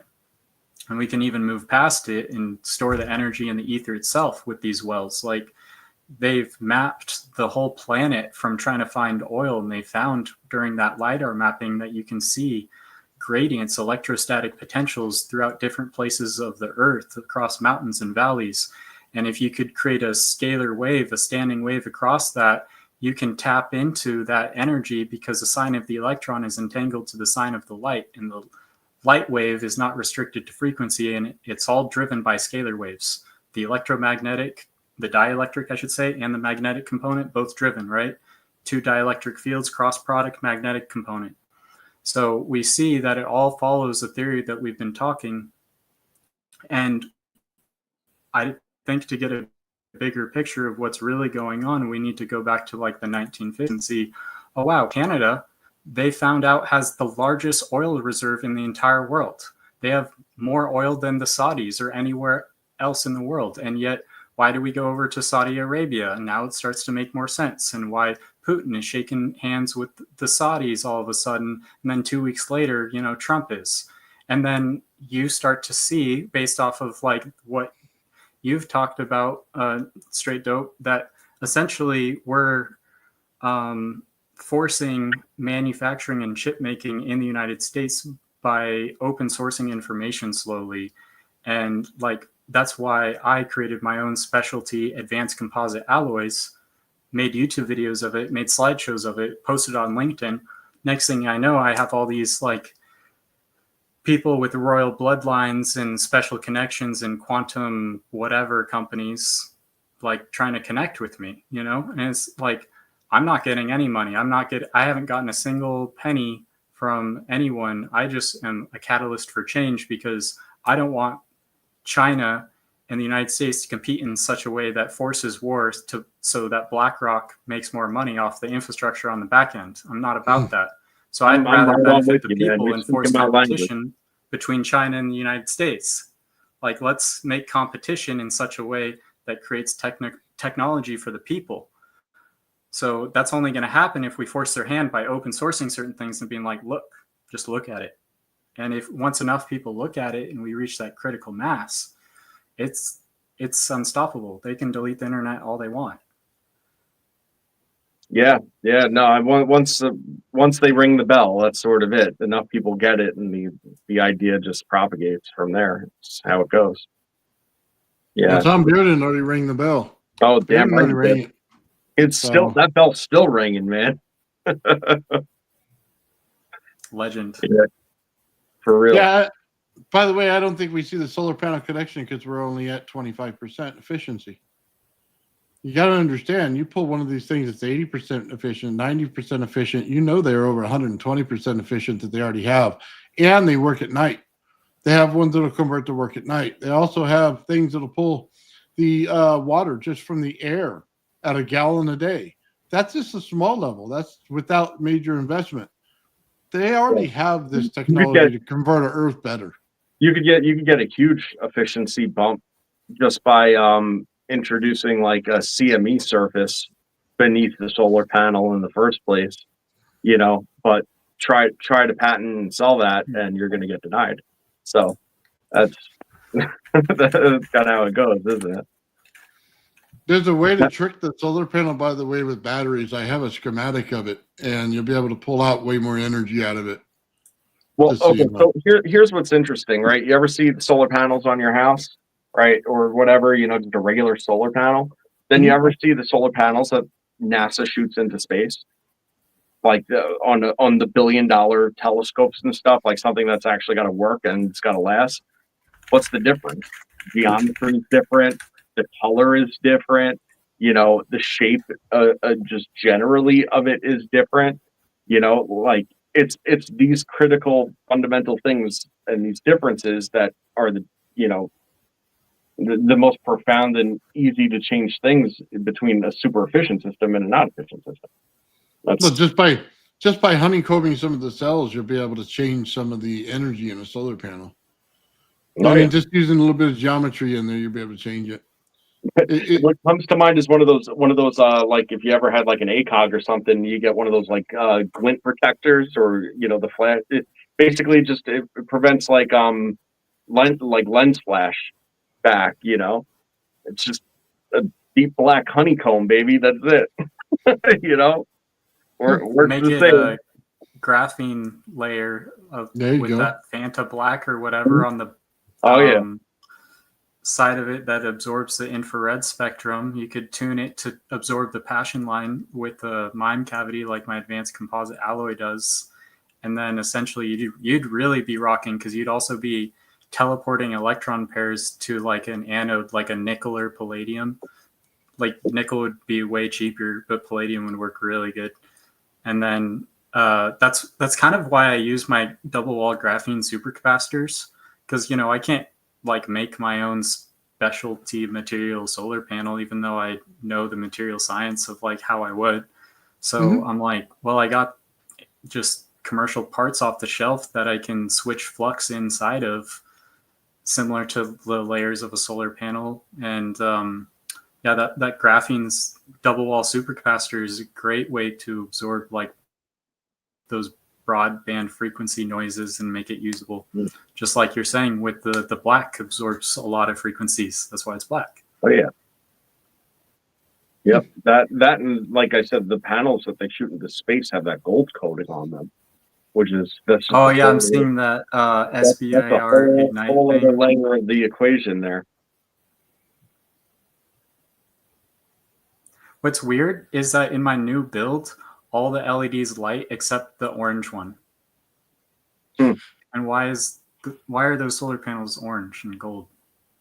I don't know. Why does this bulb glow gold and orange, but the sun looks gold and orange even though the peak spectrum of intensity is green. There you go. It's just what's most visible to your eye at that point, and the intensity levels, everything getting drowned out. You could take any color and blow it out so hard that it appears white to your five senses, to your eyes. Yeah, I'm willing to show you guys the build live if you want me to hop off and get on my phone and walk to the garage or whatever. Yeah. Give me 1 second before you do. I just want to say thank you to Darren earlier. He gave out 5 Old Man Builds memberships. Thank you very much, man. I Yeah, appreciate thank you, it. Darren. Much appreciated. He said also we need more people like you, man, Elijah, in the group. Get everybody in here, man. I'll pitch in. Thank you. Also, I wanted to clarify something I said before. I don't know. I forget who said it already because it was like a long time ago. Oh, he said Trump ain't your savior. All right, I'm throwing it out there from what I said before, but I was like, whether Trump's my savior or not is irrelevant to what I was saying. Okay, the whole point is that we're looking at a fact pattern and current events, and we're connecting dots. Right Yeah. now, I'm right, and I'm political. Right. And I just want to say that, fact pattern connecting dots. And also, I hate to say it, and this does or doesn't have to do with Trump. It doesn't really matter. The idea is that actually the way that it's going and the direction it was said and what Pudov had to say isn't a direction that I think is ideal, because all that means is that me, you, and the rest of us are going to pay the most for something that should cost the least. And it's just to maintain the status quo without collapsing or pissing anybody off too much, which all that means is that us who have the money to spend the money to have the things, have to have less because we're afraid of what it's going to do to somebody across the world. Oh. I'm an empathetic person, but they could have the free energy too and then figure out something else to do. Wow. Yeah, I get it. Wow, it's terrible. Yep. Time Energy, thank you very much, man. Thank you for becoming a member, man. I really do appreciate it. Yeah, very cool, dude. Welcome aboard. He's got some awesome videos, by the way.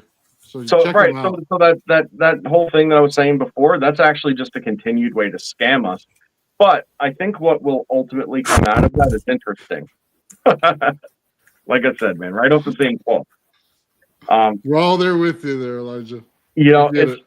It's like the situation where if you have these dishwashers with these free energy devices in the back of them, it's not going to take a long time for people to understand that once the dishwasher is done for, that you take that off and then you use that to power everything else. It's sort of what it boils down to. You let the cat out of the bag in that regard. I mean, it's going to come out right after that. It's just a matter of time. So. Yep. Well, I'll be honest with you. We're ready for the transition, though. This is a time for us to start to transition. They just got to get things straight around the world, and let's transition and get the power right and everything else, and let's take that next level in society to that. You know what I mean? Let's get to that space race. Let's get out there and do things like we were trying to, a long time ago. I'll be honest with you, man. I don't like the stagnant nature we're in at all, and I specifically don't like how they have this big telescope that looks at everything else but the solar system we live in. I mean, for God's sake, can somebody build one to do that? Maybe put a bunch of things around every planet so we could check them all out. I mean, for God's sakes, man. I'll never get into that outside universe, but I'm going to get through the solar system maybe. So, you know what I mean? Maybe my kids will. I'd like to know about it. We're definitely stagnant, man. You look at things since World War II, and it was like you go from the, discovering atomic energy to all of a sudden, looking at all these anti-gravitics, and it's all public knowledge. People are looking forward to flying cars and stuff. And then, well, that dissolves. But then they decide to take the tech that they found out of that and roll it into something else. And then it goes crazy. Now, all of a sudden, the 60s, you have rudimentary computers, and then 70s, you have computers, and the 80s, that's refined, and now it's more publicly available. 90s, it is widely publicly available. It's in schools, it's in libraries, it's in houses, and now the internet, and the internet is mind blowing. That's not even something people like reasonably conceive when it's rolled out. If it was as full as it was today, it would have been really, really mind blowing. I guess because it was a little emptier, maybe it was a little less at the time. I was still a kid, but whatever. But you look at the progression, then bang, 1999, right? Right. That's when they started selling you. Right. That's when they started selling you protected software as an upgrade, so your stuff doesn't fail. And then okay, you get the smartphone after another 5 years or whatever. But is the smartphone of today 20 years better than the smartphone of 20 years ago? Not really.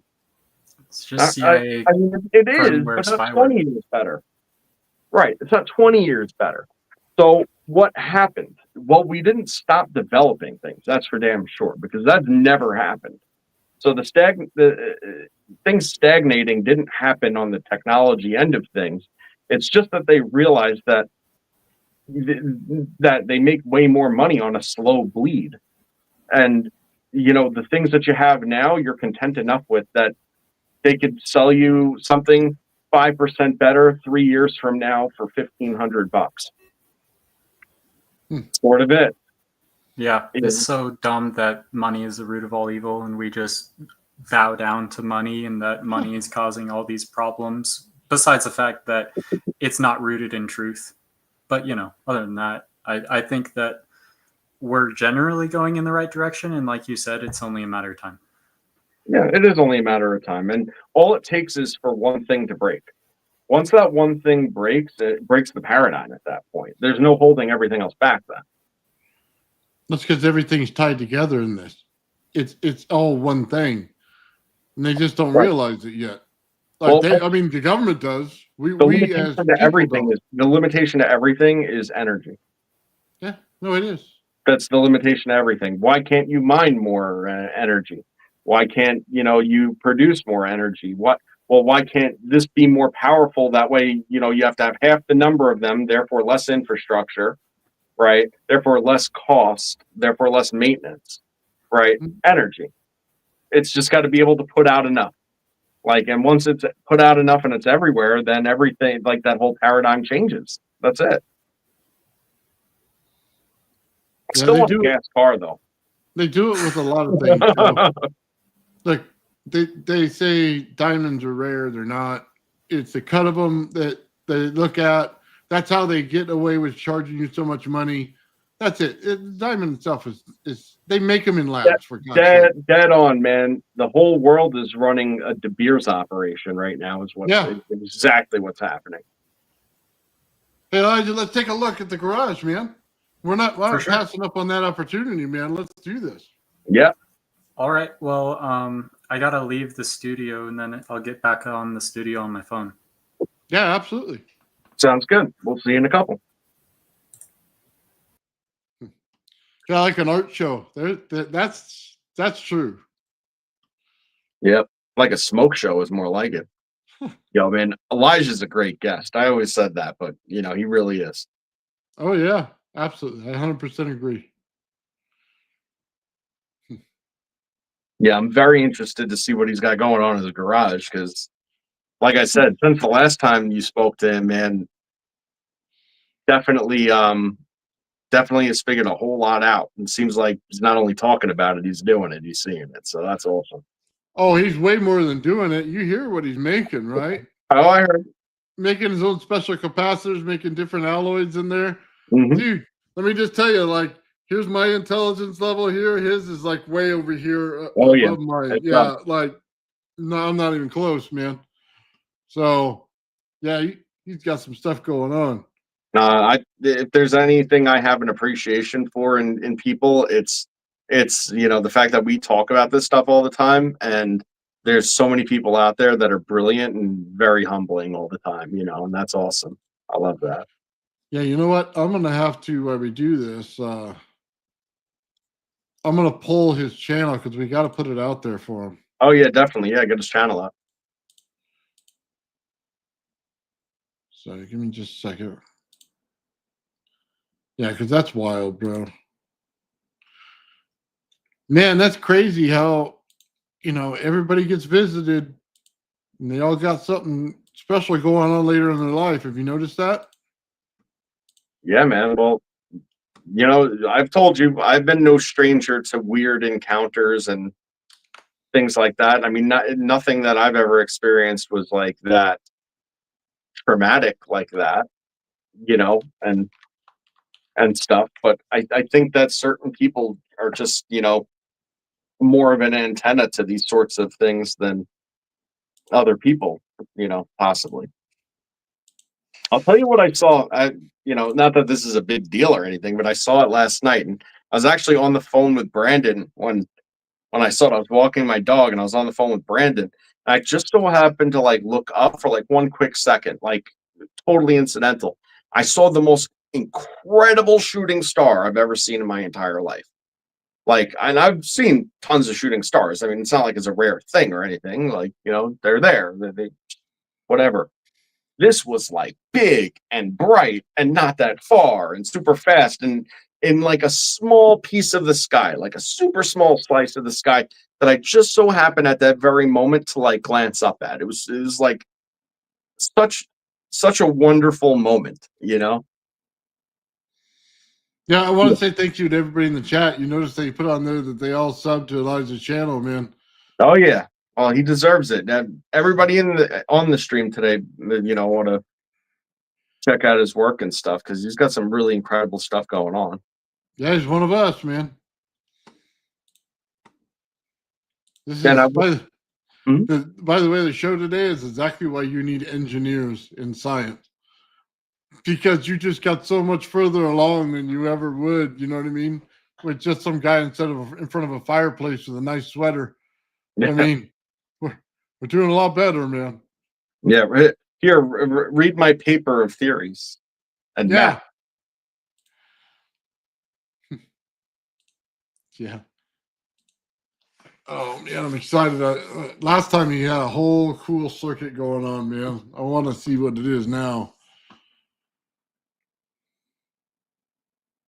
What was this about washing machines? I'm not sure myself.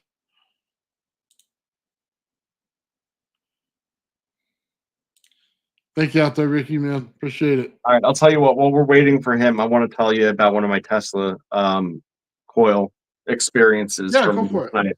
It was rather interesting. So, what I did was I just set up the Tesla coil, just ran it to generate a field and a good amount of saturation in the room.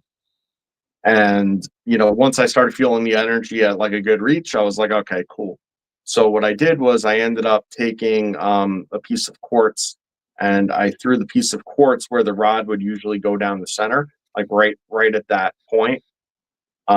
Just because I couldn't figure how to get it down in without I didn't want to spend that much time on it. Long story short, it had nothing to do with that.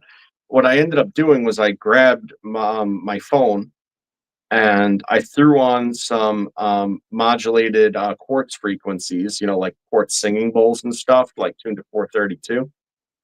And I put the phone next to the Tesla coil. And what I noticed was that the outbreak was the breakout, rather, right, was following the changes in the tones. Now, it didn't happen instantly.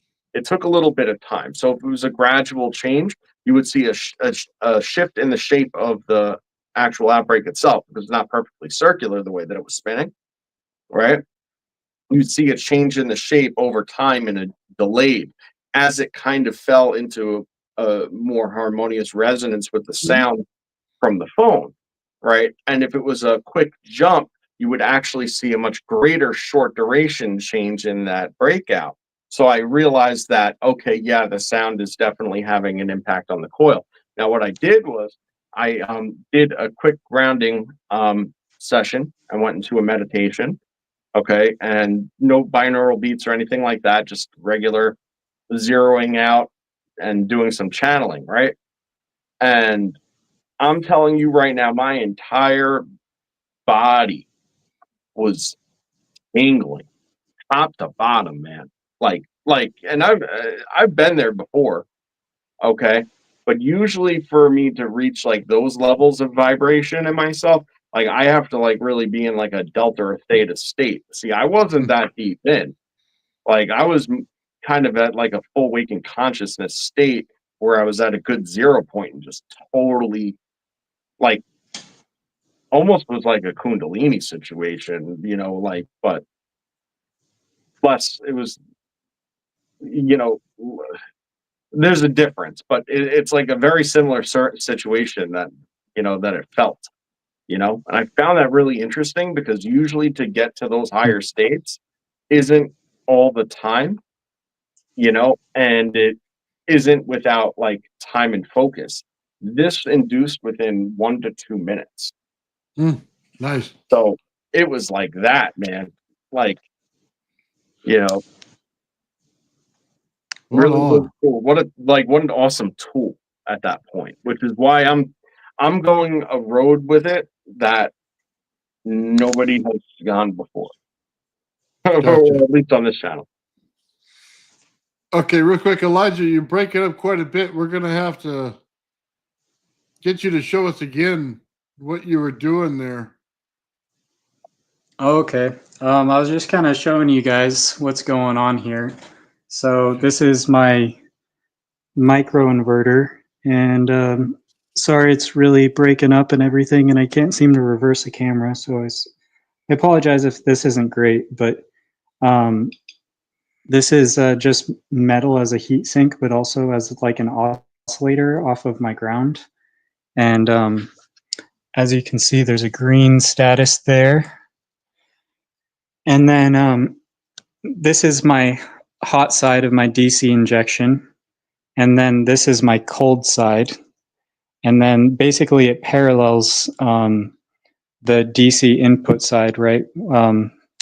And I have this light bulb here as like a soft start with the supercapacitor, so it doesn't just like spark and arc in here when you try to connect it. And then this will basically fault and won't run anymore unless you do something like that. And then basically what I got here is a little boost converter, but it's right now it's just a 1-to-1. And so this is input, this is output. This little toroid is 40 turns on one side and 10 turns on the other side. And basically I'm going through the 10 turn one into the DC rail. And the 40 turn one is just too much energy. So it's just kind of like floating here, oscillating from this AD connection. And as you can see, this capacitor bank blew today and is not sufficient to handle the energy. And that happened essentially after I added this water cell today with this red LED string. And so this tunes it to the passion line in that frequency a little bit better. Whereas these have more of a close to a 2.4 electron volt band gap, which couples to the material science of the material in the solar panel and this transistor as well. And this is like a quarter wave frequency of band gap for this part of the circuit, whereas this is my high rate of change of phi oscillator that Joe was kind of talking about earlier. And then we were talking about creating a potential well. So essentially this is like a relative positive off this AD node is what I'm calling it. If you were to connect this from this like spot right here or that spot right there. But you can see that I have to control the energy with a neon bulb and something very high frequency, high voltage with a little capacitor. Otherwise, shorting from this to that is like shorting a battery. And you say, well, maybe you're shorting the battery from this one off the positive, because we do have positive looping back on part of this toroidal side right here.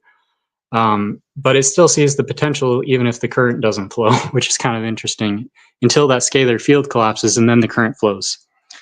And there's so much current that can flow that you can see where I've touched that bolt, that it just vaporizes the wire. And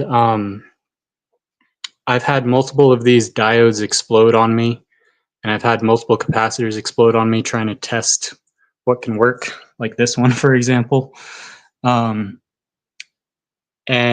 something to note is that this switch is not like actually connected because I accidentally melted it off with so much energy.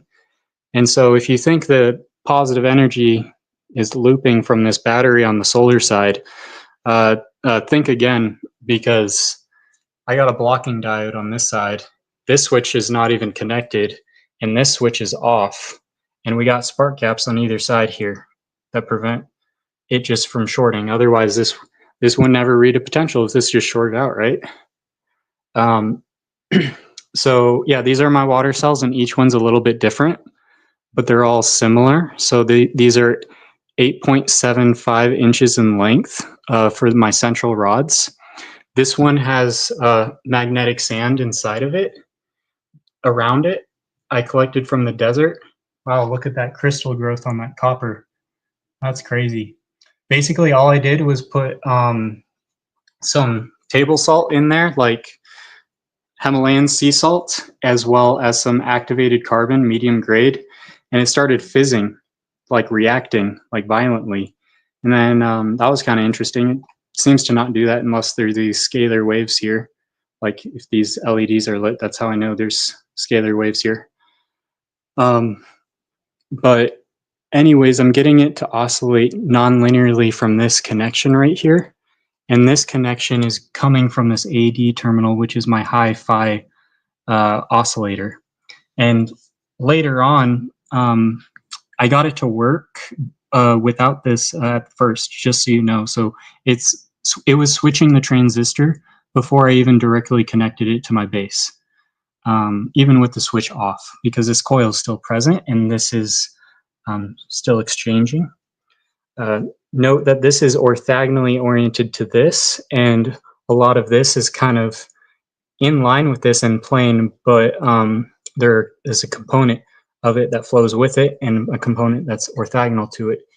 And so that cross field kind of multi-frequency setup allows us to create these standing waves and absorb multiple frequencies. That's why I have multiple frequencies here. So I can pick up higher frequencies with these and lower frequencies with these.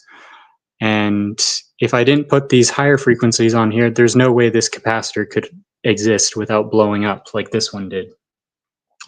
And you can burn these LEDs up. I have seen literally 36 to 75 volts across the LEDs without them blowing up or burning. But if you put a capacitor in parallel across it, it can cancel the energy or help absorb the energy and pulse it across it, depending on how it's configured. But essentially, that added energy can burn out the LED quite literally. And so I've experienced that as well, even though I didn't think they could burn out. Yeah, they can. And you can get multiple lights to light up off of this, different colors, but not all at the same time. And you have to like have each color on its own line in its own cell almost. Otherwise, the multi-frequencies don't mix together in a coherent way that will allow these to light up. This is connected to the negative of this battery. And on the positive side, if we follow this line going back, it's also connected to the negative of this battery.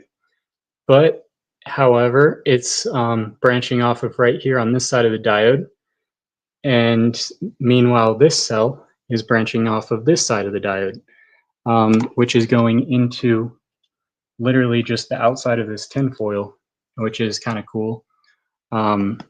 So this is a 100K ohm resistor going into this solution as well off of this potentiometer ground. This is like my back EMF spike into here, negatively biasing this, whereas this is a positive bias off this AD terminal, which I'm basically paralleling these together all the same length, which is a subharmonic of the mains as well, not only the protium resonant frequency. And it all works together with this electron volt band gap. So you have to get certain things to work together to get it to do what you want. But yeah, it's not so hard. You can literally just put tap water in a jar, cut a wire and stick it in there and loop it. And then you can light LEDs if you want or whatever, stick it in mud. Here's some magnetic sand. You know, I can take an LED like this, right? Maybe stick it in some magnetic sand and you see it light up, right? Just has to be wet. See that light up?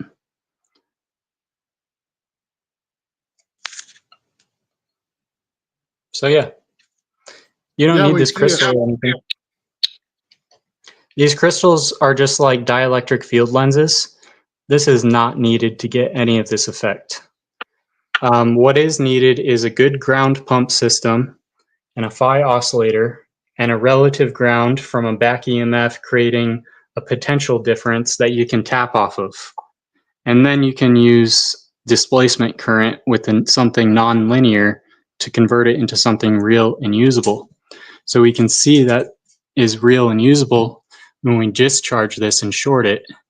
And we're going to see these lights turn off because the magnetic field is going to fully collapse and the dipole is momentarily going to be interrupted. See that? And you see the lights come back on? And you notice the lights turn on this one first, then this one first, then this one first. And it's because of the orientation and placement relative to this, right? So it's kind of emanating out and propagating and restoring that field. That's cool. But yeah, you can see, let me do it again. See how quick it discharges? That's relative ground. And this is created because I've created a ground pump. And so, you know, we have the blocking diode here. We got the blocking diode here. We got the switch off. We got the switch disconnected here. So definitely not from the solar panels, but in a form of energy, kind of from solar energy, but really from the scalar waves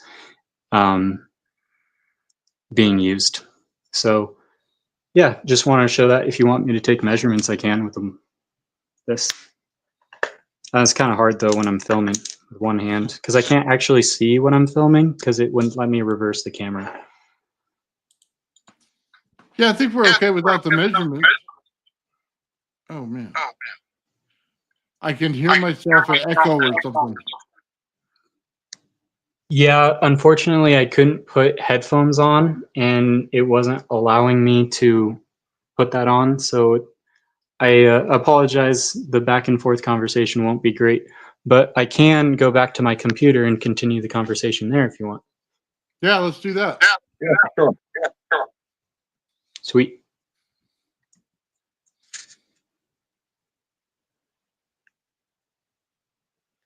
Okay. Yeah, very cool, man. Very cool. Dude, that's like wild. That's a hell of a rig that he put together there. I mean, that's multiple components going on, all working in tandem. That's rad. And then he knows what every single one of them does, and he's putting it in the right order, man. It was mind-blowing, dude. I mean, right. Not only is that impressive, but I mean, it's imperative. If you're going to rig something up like that, you have to know what everything's doing. You have to know what all the interactions are, because at the end of the day, one wrong move and it's probably going to catastrophically fail. Well, it collapsed it, like you said. Yeah, right. Yeah. Okay, hold on real quick. I got to do this, Joe, because we have Dead Fish out there. It's got a question on this, okay? Oh, okay, right. He was talking about the wires, right? Yeah, so I got to do this real quick while we have time. Okay, so you have this right here, little hockey puck, I call it. The fan always goes up, just like this, okay? Always up, never down, okay? You do not want to kill this. Out of it, you have this wiring harness, right? You want to keep this thing as long as the wires allow. So you notice how it's way big like this? That's because your field expansion is going to be that big. Now, this black wire right here clips on the side of the number 1 coil, okay? The big one on the bottom. That should be pretty self-evident. It goes 3 up and on the side. Opposite side of where your ground comes out. Okay, that's pretty simple. This green wire is your grounding wire. So it's the one that goes underneath the coil, and that will go directly to your number 2 coil. Okay, it goes directly down, comes out, pulls out as the ground cable. Okay, that's the one that goes underneath the coil. This is your red wire. Your red wire goes to the bottom of the number 1 coil. So the big coil that's on there, that little piece that comes out on the bottom is your red wire. Now, what happens if you get these two mixed up? You're going to voltage on both of them, but it will not oscillate. You have taken it completely out of oscillation. Remember, it's forced oscillation. These must be in the correct spot. Now, on your power source, when you look at this, you see the Old Man Builds label right here at the top. You see on this side, you got these two, right? as you look at it and you see it right here, this top one right here, that goes to your power pack. Now, what happens if you put the power pack in the other hole? Well, it basically just starts the whole thing moving. It'll put out a small field. It's the way to jumpstart it to check your circuit so you don't ruin anything. But that's what it'll do. So this top hole right here just goes to your power pack. This bottom one goes to this. Okay? This is imperative. No matter what you do in this entire thing, never screw this part up. The red wire is always positive. No matter what, always positive. The black wire is always negative. Never put them backwards because you will fault the circuit and destroy the transistor inside. You will be replacing a transistor if you do it. Never get that wrong. Red wire is positive, black wire is negative. That goes into the bottom one right here. Okay, just like this. Good to go. Old Man Bill's label. Top one power pack. Just a refresher on this. This connects to the number one. You obviously see the clamp on it, so we know that. The red wire goes to the bottom of the number one. The green wire is your ground. That will go to the one that goes underneath the coil. Yeah, hopefully that'll straighten you out. Please never get the power circuit wrong because you'll be buying a whole nother transistor for it. And never put the fan upside down, Joe. Just send me pictures of them upside down and I'm like, oh. You said that there was a schematic or something like that? There was nothing in the box for me. I don't know. So I saved all the stuff. I usually send out a schematic to everybody. I figured we were talking. We said we'd meet up when you go to start the coil. Yeah. You know what? That was my bad because I just, like I said, I kicked the friggin' power to the fan off. And additionally, I had it upside down, evidently. But, you know, aside from that, once I got it apart, what I found interesting, and I just replaced it all because it didn't matter, was the resistor in there might have ended up being the problem because, like, just gentle handling the resistor ended up popping from the prong. And, you know, I just soldered it back on. I mean, it was no big deal. It works fine now. But, you know, like that, I think, I'm not sure if it was the resistor prong situation or if I fried the friggin' chip. It could have been both. So, whatever, it's fixed, right? Yeah, let's just put no fan flow to it whatsoever. Oh, well, and then let's turn it up almost to the full amount of energy it goes to, and let's see what it does. Yeah.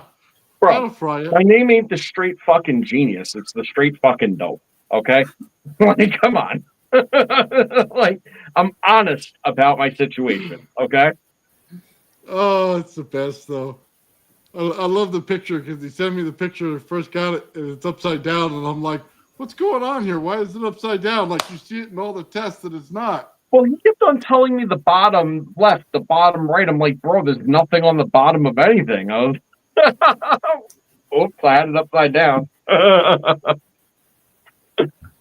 Anyway, wow. It works. It works great. I think it's awesome. Got that bug, man. Thing was and I have like this box, right? That like has some shit that I never like cleaned out from when I moved, which was like, 6.5 months ago now. And it had like this like toy crystal ball in it that like you press a button and it like tells you a fake fortune or whatever. Okay. Right? And like something that like my ex-girlfriend got for me. It's like cute anyway. So it was in this box and I hear like this random like frigging gypsy fortune teller voice. Like, and I'm like, what the hell is going on? I had no idea. So the Tesla coil was tripping the friggin' magic ball, the crystal ball off, and it was like trying to tell my fortune from inside of a box. Oh, dude, I wish you would have taped that. That's so awesome. Oh, it happens almost every time I put it on. Oh, so, dude, you gotta put a video on that out. Yeah. I gotta hear the fortune. So, all right, Elijah, you're Look back. At it, 220, right? Yeah, dead fish. I am indeed back, and I kind of missed a little bit of what you guys said, but I tried to listen while I reset my computer. I've also been looking at the comments, and Network Metatron has a comment. He says, in my setup, I get up to 500 volts from a neon transformer from a 5-volt DC. I tried to rectify the output, but the supercaps don't seem to charge. What can I do? So you got a 500 volt neon transformer, and it's mostly voltage, and you're putting it into supercaps and looking for them to charge. Is that what I'm hearing? Basically, he's wondering how can he get his supercapacitors to charge from that system effectively. There is a capacitor, and I'm trying to think of the name of it. Is a special type of capacitor that'll charge it. You have to put in lane first. And I can't remember. It has a different chemical makeup. It was something. Oh God, what was that guy's name? The guy that did the water, Bob Boyce. Stanley Meyer. Oh, Bob Boyce. He talks about it, and it's in one of his videos. He'll tell you exactly what kind. If you can find the one where he's talking about the water and the water smacker that he did, that exact video is where you're going to find the correct capacitor you have to put in first. So nice. It's a different chemical makeup. Yeah, like I was mentioning, graphene's supercapacitors for a reason, right? Mm-hmm. And then there's someone else said like rod down the center, more power. I just want to point out that when I make my water cells and I stick my finger in the solution and my foot is like on the concrete, or like especially when it's wet on the concrete, it's like wow. But I can really feel it through my body versus when I touch that central rod, I still feel it, but it's way less current draw through my body. The flow is still there with the displacement current, but it's more harmonic because you have less of the magnetic component with the water oscillation. So if you think, oh, if I just have it down the center, more power, you're not understanding exactly what's going on. Power is voltage times current. So if you don't have any current, you're not going to notice any power transmission. It's like wireless power at that point. So it's like you need a little bit of the current component. That's why you don't have to be so precise with it down the center. You know, the more precise it is, the less current you'll have. But essentially, if you want more power, you have to have the scalar collapse through something non-linear. And that's why I have it down the center, is because I want it to not dissipate the heat yet until it gets to the non-linear part. Just clarifying that. So I want everyone to understand. That's cool. Actually, a video I sent Nathan the other day, I think kind of demonstrated that to a certain point. Because I had run a wire down my center there and ran it in, next to some water, next to a mason jar of water. Brought the water into resonance and then put an argon gas tube into it. And, it lit up so much brighter, in conjunction with my capacitance, Yeah. Then it did. Because your body's an antenna. Exactly. And because of your water, the water in your body, it's just a more harmonious circuit that's created with the water in that context. Okay, yeah, I'm looking for the video right now. You're a bigger glass than probably whatever glass you were using, like similar to much bigger. HARP. They scale the array, right? You're scaling the array with your body with more water molecules. That's what I'm doing with the cells by adding more cells, is I'm scaling the array to make it oscillate, like not only with more stability, but to tap into slightly different frequencies that are like hopefully biocompatible, but also make that whole concrete slab my scalar sink as well, right? Because I'm grounding off the ground pipes, but also the literal ground as well. I have a metal pipe on the ground on my concrete. I have that cotton like towel on the ground for a reason. I use it as a swamp cooler. I wet it down. It keeps everything cooler. But that thermodynamic action actually helps me, and it actually makes the concrete slab a scalar sink. By the way, the concrete absorbs water. Yes. So if you put wood onto it, all the water gets sucked out of the wood, and it'll make it age faster. So that's why they always put a barrier between the wood and the concrete. But it also helps in the fact that if you have moisture under the concrete itself, it'll pull through there and make that field a lot stronger. Yeah, I've noticed it like kind of seems to take away the static component maybe, but it seems to that the water seems to somehow exchange the scalar component really well. And But in everything's that driven with the context, I scalar feel like part. the concrete being lime containing is actually not advantageous to any of that. Like maybe I'm I wrong. think it's a dielectric lens essentially similar to quartz at that point. Oh, okay.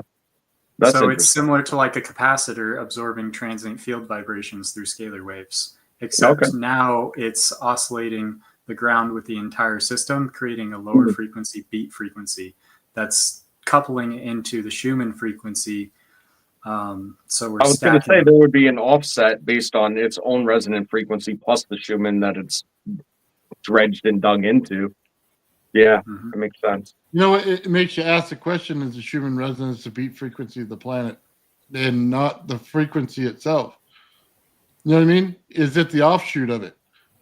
Yeah, or is it directly creating in that small amount? Because every time you get a beat frequency, it's much lower. When you get an actual frequency, it's much higher. So there may be something there, there may not. You just have to look into it as you're doing your experiments. Kind of something to watch out for. We may be reading the wrong signal, is all I'm saying. You know what I mean? And understanding it the wrong way. And you got to remember this in like all those old UFOs, the Vimanas, you had two pipes that are the same, two pipes that are shorter, but in between all four of those pipes, you get a beat frequency. And that was a very important component to all of it. And your UFO story, by the way, picked up on a beat frequency along with a higher frequency itself. So just kind of keep it in mind that they all kind of coincide at some point. Yeah, that woo woo woo woo woo. That's a beat frequency all day. Oh, yeah. Just something to be aware of. You start seeing it when you get cylinders, like crystal cylinder, and you have it, and then you have one sideways, and they're both different sizes, and then you go ahead and put a piece of a toaster in there and light it up. It'll start putting off a frequency in itself, right? Then this one will put off a frequency this way. And then what you'll end up getting in between of them, you'll start getting a beat frequency. Yeah. That's why my two toroids are orthogonally oriented as well. So they flow into each other in such a way that creates beat frequencies.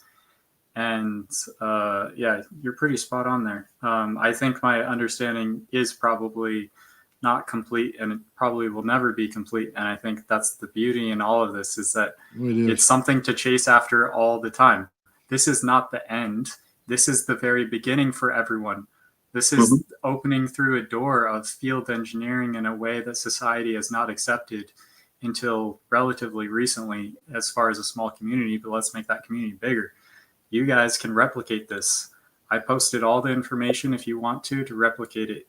And not saying you have to, just at least take some of the principles from it and make it your own.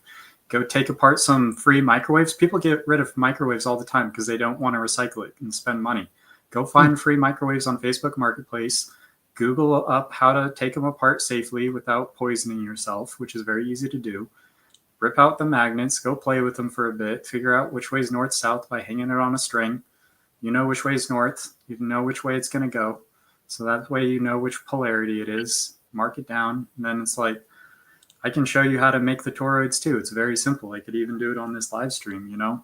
It's like, you figure out like one wrap length, you wrap it around. Okay, that's how long one wrap is. I'm going to cut that. Now I know how long one wrap is. How many wraps do I want? I'm going to literally count it out on my spool. It takes a little bit of time, but it's not too bad. Now you take that cut wire, now you can actually wrap it around the toroid. Instead of wrapping it around from one end, you put it on a bite. So you bend it at the half point. And then you start wrapping one way and then continue with the other way all the way around. And then you cut it at a certain amount of turns if you want multiple loops on it. So you just do like the sum of like however many loops you want from the beginning. Now you don't have to worry about which way do I spin it? how am I going to get them all lined up? And it's going to get hard as you go, because you're going to have to start adjusting and like pulling the wires back to get more to fit on. But it's very easy, and like all this is scalable, and all of it's made from junk. Literally, all this shit I got from like either dead people or scavenged out of like junk, or Nice. like I didn't spend any money on this project. See, wait. So, does that mean that a societal collapse, if you get the right survivors, you're just going to be further ahead than you began with in short Yeah. order, because you don't have anybody trying to stop you from what the fuck you're trying to do? That's right. If you're already set up enough, like it's going to be really hard to survive and work 80 hours making what I just made in an apocalypse situation. So like if you don't have the infrastructure to grow food in a sustainable way underground, then good luck. So this is just the beginning of like look, we can power lights for free. So look, we can go underground. Okay, now it starts to make more sense what John Hutchinson is doing when he's talking about weed. He's not just talking about weed just to talk about weed. No, he's talking about growing plants and scalar waves, and people just write him off as this crazy weird guy because he dresses weird. You know, it's like, let's like pay more attention, you know? By the way, he's changing the sex of the weed, so it grows different things. Of course he is. Well, yeah, I mean, Well, I know how to do that. You just stress out the plant in the right way. You don't even have to right. do You that put a skirt, in any put a way skirt on besides it, controlling the oh, environment. come on, guys, come on. you put a skirt on it, then you don't have to worry about the pollination. Anyway, No, I that's digress. not what I'm trying to say. Listen, Okay. Carla, we love you on the show. You're a friend of the show, even though you've never been on the show. He's changing the way the energy flows in it in order to change the plant itself. So you go from no energy, then you put negative energy to change the plant. You put positive energy to change the plant. You put a magnetic field around to change the plant. You are completely converting that plant. It is a mastery of how it's done. Okay, it really is. If you take that much time to do it, you really understand everything. That's what I'm trying to say. We saw something very interesting, Nathan and I. We looked at it on a live a long time ago, so it's not like we have the pictures readily available. But I zoomed into a couple of colliders, like old school colliders and stuff. In fact, I used to live by one on Long Island, right by Brookhaven National Labs. It's one of the first colliders, large colliders that they had in the country, right? And if you look at the patterns that in the electromagnetism had inducted into that entire area over time, the patterns are still visible, even though, as far as I know, that thing hasn't run in decades. And you can actually see, you can actually see spiraling growth patterns in the center of this thing, with absolutely nothing, by the way, in the dead center. In that null zone, absolutely nothing. Was it in the northern hemisphere, and from above, was it spiraling counterclockwise? I'm thinking. It's in the northern hemisphere, yes. As far as that's okay. I think it was, but that's hard to tell, because the way that the spiral was, you could tell it was a spiral, but judging what the initial twist was, it was hard, because it wasn't like a vortex type, 1.62 fucking spiral. This thing, it was like kind of warped in how it spiraled. It had like it bulged and then would go in, and come out and then bulge and then go in, like toward the exterior. And right where like the outer field was total death annihilation. You could see a total ring right around the entire perimeter of this thing. And then just outside of that reach was like heavy growth. It was really fascinating. So By the I'm way, gonna that draw field is the something, same. and you tell me whether it follows that shape. And then go ahead, Nathan. I'm sorry I interrupted. It's the same field we were talking about with the tester coil, Joe. Remember that weird shape that it would make? It goes out real good, comes back in, and then dips back out. That's exactly right. It would go in and then kind of bulge and then come back in again like that. And it would do that over and over again. So it's really, really hard to tell what the... They were changing the frequency in it as they did it. I'm actually going to look it up right now so I can describe it better. I can't share it because I'm looking it up on my computer. But... Oh, limited state always has a sense of humor. So I've kind of seen, this sort of symbol, and I guess it's inverted on the screen, but it's sort of special sort of Y. Mm-hmm. And what I've seen is this as a fractal inside of itself, like coming up and spiraling down as well as spiraling out with this sort of shape. And I know isn't that a Hebrew it's character? not perfect. What's that? Isn't that also a Hebrew character? Like a character in Hebrew? I'm pretty sure, but one time I had these electric blue symbols come to me. And the first one looked like an S, except it was like 3 equally length concave curves that were like, I messed it up already. Let me get a new piece of paper. I got a printer behind me. Dude, now I'm starting to feel like the day we were watching Bernie's show the other day, Joe. With all those symbols. Hold on. I'm looking at this thing. 1 second. We have, first of all, for intents and purposes, this thing has a visible swastika in the middle of it. Okay, and it would be flowing counterclockwise. Wow. Okay, yeah, so that counterclockwise field is being more harmonic with the flow of the Earth with the orientation of its poles, because north and south are just directional flow of the plasma toroid. And this is the first symbol I saw when the electric blue symbols came to me. It was just, it's not drawn very well, but it was like an S, and each segment was concave down and equal in concavity and length. And then it had these triangles going up vertically. And I interpreted that as quantum entanglement and connection, because following this symbol, once it was right in front of my face in electric blue, when I closed my eyes, a bunch of symbols started coming to me. And the next one is similar to what I showed you, but I couldn't really draw it very well. And it, I interpret that symbol as kind of a symbol of like enduring faith and love forever and ever and ever, because after a bunch of other symbols came to me, this was the final symbol that came to me, and it morphed into a fractal of itself, bigger and smaller, going within itself indefinitely. And I can't draw it perfectly because each of these was like a flowing arc of fractal geometry that I can't even draw. Like it's impossible to draw. You were observing an upper dimensional motion is what that was.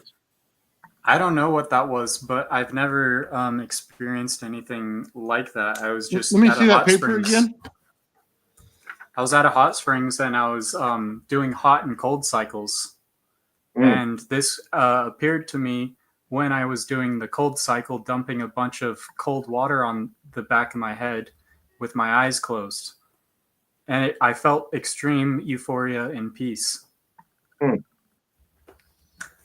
Okay. By the way, that thing folding back on itself is literally what they would call a Nazi symbol, but it is not. It's actually peace, love, and everything else, like you said. Well, right. An I mean, it has symbol. meaning. That's what it is. Right. It's a very ancient symbol, but that's what it is. Just that's the way I saw the inversion on that. Sorry, it looks a lot like it. If you got to remember something too, though. The people that use these symbolisms, they were also onto these same ideas. Like they're in the esoteric, right? But That's all what it the boils down symbols to. you just showed, Bernie showed it just the other day. He was hauling butt through them, man. I barely caught any of them, but he showed a whole bunch of them, and it had to do a lot with like chemistry and stuff like that, and how each thing's coming together and which parts to put Yeah. where, which is not a surprise based on the amount of chemistry you showed today in order to put certain capacitors together. Right. And by the way, when I saw those symbols, this was before I even found Bernie's channel. So the next place I had seen this symbol was in a documentary about UFOs by Dr. Greer. And so I was like, that's really weird that these light beings showed this symbol, and a light being literally projected this onto a film that was in the documentary. And then that's what allowed me to connect the Hebrew meaning connection for my understanding to interpret it as like enduring faith and love, even though I felt that and knew that before I even knew the meaning of the symbol, because I felt it without having it explained to me. Right. Well, that's So- how, in my experience too, that's how metaphysical communication generally works. You scream into a void, you don't get anything out of it, But if you project into a void through symbols and symbolism, which, believe it or not, we all know intuitively, then that's where effective communication with that comes from. Like that's my own personal experience, but yeah. I think you should check out Chris McGinty and the Travari fields and what he's doing with symbolism. By the way, there was a documentary, I think it was on Ancient Aliens. They were showing a Indian nation, and the guy had the symbols put into his head, and then he put them on this big bar, and he was holding it up. If you ever see that part, pause it and look what the symbols are. It's amazing. You know what I mean? At what's going on there. Yeah, if you send me that documentary, I'll definitely watch it and see if I can get anything out of it. Yeah, well, I pulled it somewhere. I have a picture of it somewhere on my computer, but it's amazing, man. Some of the stuff ties in everything that you're looking at in some way. So, nice. Oh, it's all connected. Yeah, it is. You can't disconnect from it. I mean, you can disconnect from the Holy Spirit through our sin nature, but we can't disconnect ourselves from the noise, from the ether and the exchange of information and light and everything. So, everything is more connected than people realize. Like, that's why I love the DNA in a flask example with Dr. Rife. You put amino acids in this flask, DNA in this flask, DNA forms in this flask just through remotely light exchange, especially that UV light drives that process a lot. So if you have a direct line of sight, it does it even stronger. So imagine just dropping your amino acids in your shower while you take a shower, and the scalar waves are propagating through, and you're synthesizing your DNA out there and mRNA in the water somewhere. Just, I don't know, just interesting. Maybe life started in ways that were helped with consciousness and scalar fields, but the mechanism of creating life was always there. God bakes it in. Life creates life. And I think that God wants us to have an awesome life and an awesome universe. And I want to show people how awesome the universe really is and how much he really loves us. And I'm not the best example, but we do have a great example, and that's Jesus. And he tapped into the ether with his biology even. And we can do it through technology, but eventually we'll be doing it with our biology as well. Yeah. I see the same thing I happening. couldn't agree with you more on that. Jesus is the prime example of a pure connection with all the energy and everything higher. And well, now they changed the sound of everything, even music, where it's a distortion. It's not a clean signal anymore because they changed the resonant frequencies of everything. And they did it just enough to put distortion. As soon as you put that in water with a speaker underneath, you see the distortion in it, and then you know what the right frequency is. You put it in, you get the right thing. they did that on purpose to screw us up. And then they always try to say use speakers and stuff for anti-gravity. Well, speakers don't work that well because they reach a certain level and they cut off, where music doesn't. It continues to propagate. That's the most important part. You got to use real instruments, because speakers and all this other stuff, technology we have is garbage in comparison to it. So even humming and chanting and everything else, as soon as it comes through your speakers, it's completely different than it would be in person. So And that's why the geometry of all the ancient structures and even the megaliths and things like that were all formed to be able to create resonance out of sound, amplify, and bring into harmonics stuff that might even be out of tune. By just collapsing its waveform and then utilizing it as scalar potential in resonance with its own oscillation. So it's really incredible to see. And I think there's this one place in Lake George. I think I'd mentioned this at one time or another, but there's this one spot in Lake George, New York, that's very interesting. Right, it's right at the edge of the lake. It's a circle, right? It's got like a stone wall around it, like a short stone wall that you kind of like sit on, and then there's a spot, right? And now if you stand right at that spot, you say anything, it comes back as a massively amplified resonant echo. Okay, and it's almost real time. There's a little lag because it's still sound and air, right? But it brings that back, amplified beyond your fucking wildest, imagination as to thinking that's even possible. To the point where a whisper sounds like a yell, and a yell sounds like it'll shake your entire body. Okay. Now, what's insane is that as soon as you step away from that point, if as an outside observer, you get none of that effect. Okay, Joe, real quick. Must send and receive from that same particular point. Yeah, before you go any further, the first time he met Elijah and he came on, he was tracking those in his room. Do you remember that? The frequency changes throughout the entire room, and he was tracking it in the field. I remember. Yeah, I have a video where I have my Arduino hooked up to my Meg, and I'm like punching towards my Meg, and like you can see the frequency oscillations. I was having a great time when I figured out in my room. I was going around my room doing like air karate chops, like Fruit Ninja, and like looking at it. It was pretty fun, honestly. I figured out what Steinmetz was, going on about when he's like, oh yeah, I can detect people walking on the ground. It's like, oh, I get it now. You have a bending magnetic field around your body and certain body capacitance, and you're interacting with things, and so you can detect things with proximity, just like there's induction with proximity with anything oscillating.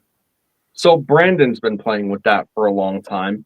He started off by playing with it with his possessed screen, the one that looks like it needs like what do you call it, the Exorcist, right? The haunted house, right. It's always like reacting to sound or different energy levels or movement and just all this stuff. There's always like subtle like visual reactions that are taking place on the screen. But then he like kind of upped the game recently. He's done all sorts of wacky stuff. Like, he's basically turned his entire metal trailer that he lives in into an antenna. Oh, yeah, I saw that. And then he's run like multiple earth grounds and stuff where everything's just hooked up to a deep hit earth ground, like definitely in the water line and everything like that. And then they'll just take measurements all over the place, And like when I was talking to him yesterday, he's like, I could predict the lightning strike. Because he would just check the earth grounds up, and then he would notice like the fluctuation in the earth ground when it's starting to pull to make that connection, and it was surer than hell, go up, and then bang, right? And it's like very cool, like it's you broke the system, man. What can I tell you? You can predict lightning. Well, I think it's also cool that he's using the aluminum shell of his trailer, because it's kind of acting both as a capacitor, a scalar sink, bending magnetic fields around it, but it's also like a little oxidized layer of aluminum oxide is a semiconductor with that hexagonal property, Mhm. acting like graphene with the, as Tom Bearden put it, the asymmetrical regauging of charges within those rings of molecules. And if you look at what an aluminum air battery is, it gets even more interesting, because an aluminum air battery is taking the atmosphere, it's using the oxygen in it, and it's basically breathing, right? So if you can breathe it in a way to prevent the galvanic action like the Bendini motor does with the standing scalar waves, you're like having a nonlinear flow, similar So wait, to, hold on. So in other words, breathing meaning that you're preventing your oxide layer through a differential. So it's in a pulse state preventing it, but it's trying to fall into an oxide. Like what's the mechanism? yeah, it's like, in my interpretation, it's similar to how water is in a constant flux of disassociating and reassociating.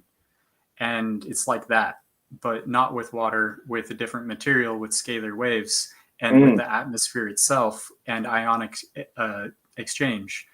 And I just find it fascinating that, in my interpretation, I think it's acting similar to a spark gap. Um, if you think about it, if it's combining and disassociating and combining, is that not basically the similar action of what a spark gap is doing, connecting and disconnecting and connecting and connecting and disconnecting? disconnecting. Okay, And that's absolutely. like a dipole reversal, and that is like ringing a bell, and that is creating scalar waves. And Well, right, and the, just to point out, and just it seems so obvious, but it's fundamental and it's worth mentioning because it's not something we say. This disassociating that you're talking about is the by definition what is a phase difference in matter, right? So you have the gases that are generally disassociated, unless if anyway, they're generally disassociated. You have a liquid that is in a state of flux, like you said, of association, disassociation, and then you have solid matter, which generally, under normal circumstances, in solid phase, is associated because it's kind of locked into position. So that inherently is just a phase difference, and then that goes right back now at this point to Hutchinson again, and how he was creating those differentials that were ultimately twisting the metal because he was introducing a phase differential into a solid that was creating the distortion, but yeah, it's not in the allowing. traditional way of like melting it. It was just a Mhm. different differential other than a temperature melt. It's in engineering, we learned that the dislocations move about, and you can have these voids move about, and that's what causes crack propagation and fatigue and embrittlement in materials. Mm-hmm. And so, you can flow it in a way to where it's embrittling and pulling itself apart, and doing that because of the multi-frequency oscillations, acting similar to sand on a plate with cymatics, where each grain of sand is actually a void or a micro crack. And the micro cracks want to aggregate together because everything wants to be at its lowest energy state. So it's the natural result until you get the sort of vibration of the Bose-Einstein condensate flow to make it anti-gravitic type flow. And then it doesn't pull itself apart anymore. But it's Mm. all the Hutchinson effect, and it's all the same principle. And it's how they melted the stones at their will with the ancient societies to create the structures and the infrastructure that they needed, whenever they needed, wherever they needed. That's why Right. we see these weird melted rocks that we keep finding around the places. It's the Hutchinson effect with stone. It also explains electrolysis and stuff like that too, and the disassociation of matter, in a state of like charge. It's the differentials are all screwed up. And when we think of voltage as frequency, and frequency as 1/time, and we're considering that scalar waves are driving all oscillations, which are these pressure waves, so as compression, decompression, we're kind of seeing the real mechanism behind it. And I think people just need to be more open-minded and not just believe what Google says and not just believe that John Hutchinson is a fraud and that Stanley Meyer is a fraud. And look for yourself. Just please look for yourself. If anything else, if you don't believe me or anyone on the show, if you're new to this, just start exploring for yourself, and the truth will set you free eventually if you keep looking. It's going to take years probably, but yeah, I just want to encourage people, because the universe is really interesting. There's a lot of cool stuff out there that we could be building. The universe and our society could look so cool. I want to live in sci-fi, you know, By the way, but have it real. If you think Stan Myers is wrong, just go look at BMW right now. You want an extra 20 horsepower out of their car, they put water in it. They're splitting the water, is what they're doing in that car right there. Now, in today's technology, the same way Stan Myers did. The man had I saw a 12-year-old or 13-year-old do it on YouTube with 5 watts of power, replicating the Joe cell configuration in a hexagonal pattern. And when I saw how you were building your Tesla coils, Nathan, it blew me away. And that's why I fell in love with your channel at the beginning, because I really saw what you were doing, because I had already studied Stanley Meyer and that work. And that kid was generating not little micro bubbles, but like bubbles enough to run an engine off of 5 watts of input power. And if you can explode that amount of energy in a little generator, I guarantee you're going to get more than 5 watts out of it. People say, "Oh, over unity doesn't exist." Energy came from the sun. I had talked about this with like Jeremiah one time on Mike's channel, and you know, we were talking about you know, hydrogen production, right? And it just seemed very apparent to me. And I'm not familiar with a lot of people's work like you are, Nathan is, or many other people. Like, I just don't know. I just have my own ideas sometimes, and they're not my own ideas. It's just what makes sense to me, right? So the first thing that came to mind was like, you know, an ultrasonic. You know, just like an ultrasonic pad, if you could get the water into its least, you know, into its molecular form, more or less suspended, you know, you're going to have the ratios. Again, I always go back to the ratios. The energy you put in is going to be that much more effective in breaking it down, because your differentials are far different than submersing it, right? So right then and there's a huge mechanism for massive on real-time hydrogen production. And literally it's something you could take out of a humidifier that you bought for $10 on Amazon. So hold on, geometry matters. Just think of it this way: you put coils in a configuration, right, and they're the same exact distance apart, but they have the same round value, right, and the exact same frequency. What are you doing? You're basically creating a magnetron in that area. You're creating resonance to go from one to the next to the next to the next. What does the magnetron do? Well, if the center of its high voltage, what happens? Then continues to spin, right? Now you're getting way more energy out of it. There you go.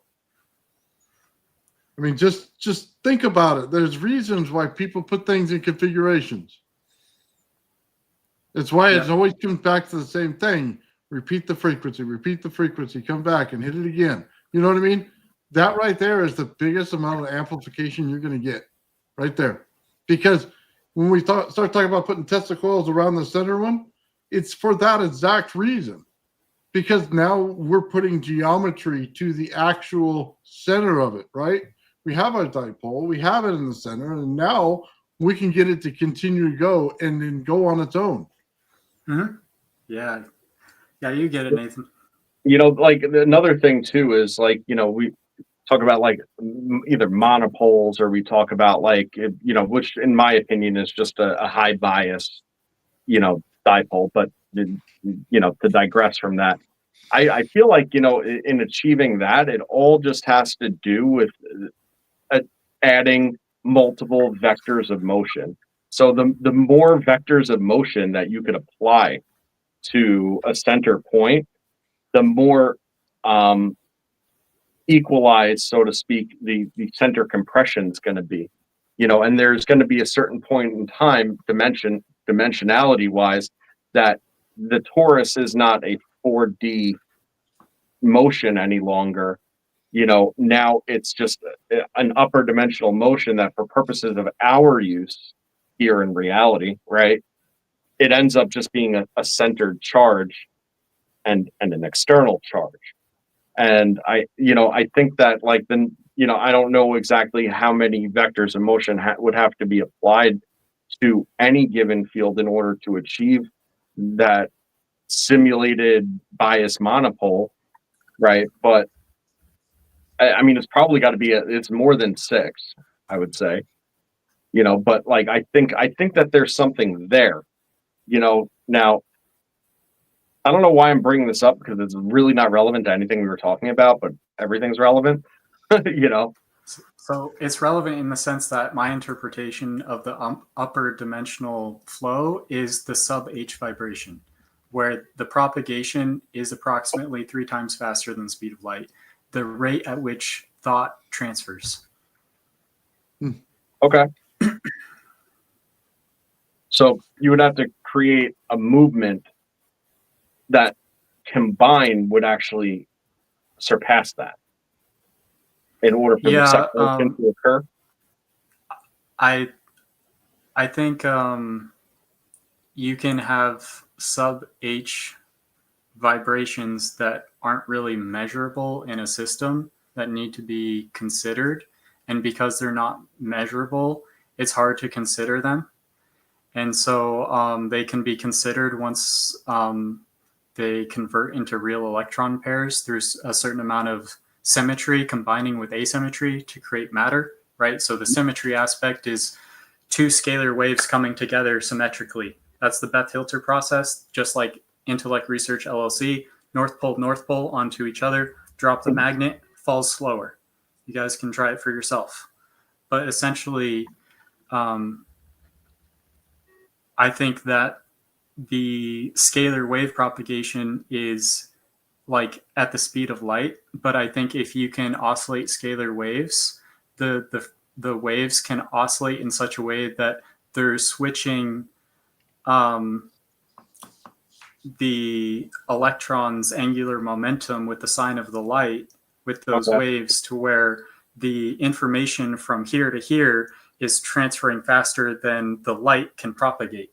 But the vibration can happen and exchange information faster than the light can propagate because it's sub-h. And I don't know how to make that and reconcile and communicate that effectively because society isn't where I'm at to where I can use words adequately. But I could be totally wrong. I could be right. What I do know is that I observe interesting phenomena with my circuits, and that what Tom Bearden talks about, what Joel Legaze talks about, what Nathan talks about, and you and all the rest of us, there is something very real here. All right. By the way, in Scalar, when it builds out, the only thing slowing it down to give it wave propagation is the actual magnetic part of the field. As soon as it runs into that, it slows down and creates a frequency for each one. Yeah. So then the gases themselves slow it even further. So then it changes how it actually goes through each layer of the Earth. So, but the first thing that hits it is that magnetic field right there that slows down the scalar itself, because there is no light in between, but there is light where every magnetic field is.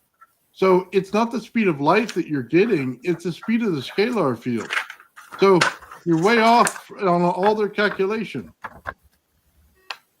Yeah. Well, that's interesting because, things don't do that. I love that. That should be on a t-shirt. Dude, oh, by the way, no, okay. I have to do this, guys, okay? I'm going to pull it up. I did create t-shirts. Thank you, Joe, for reminding me. You're welcome for the seamless segment. Oh, man. Okay.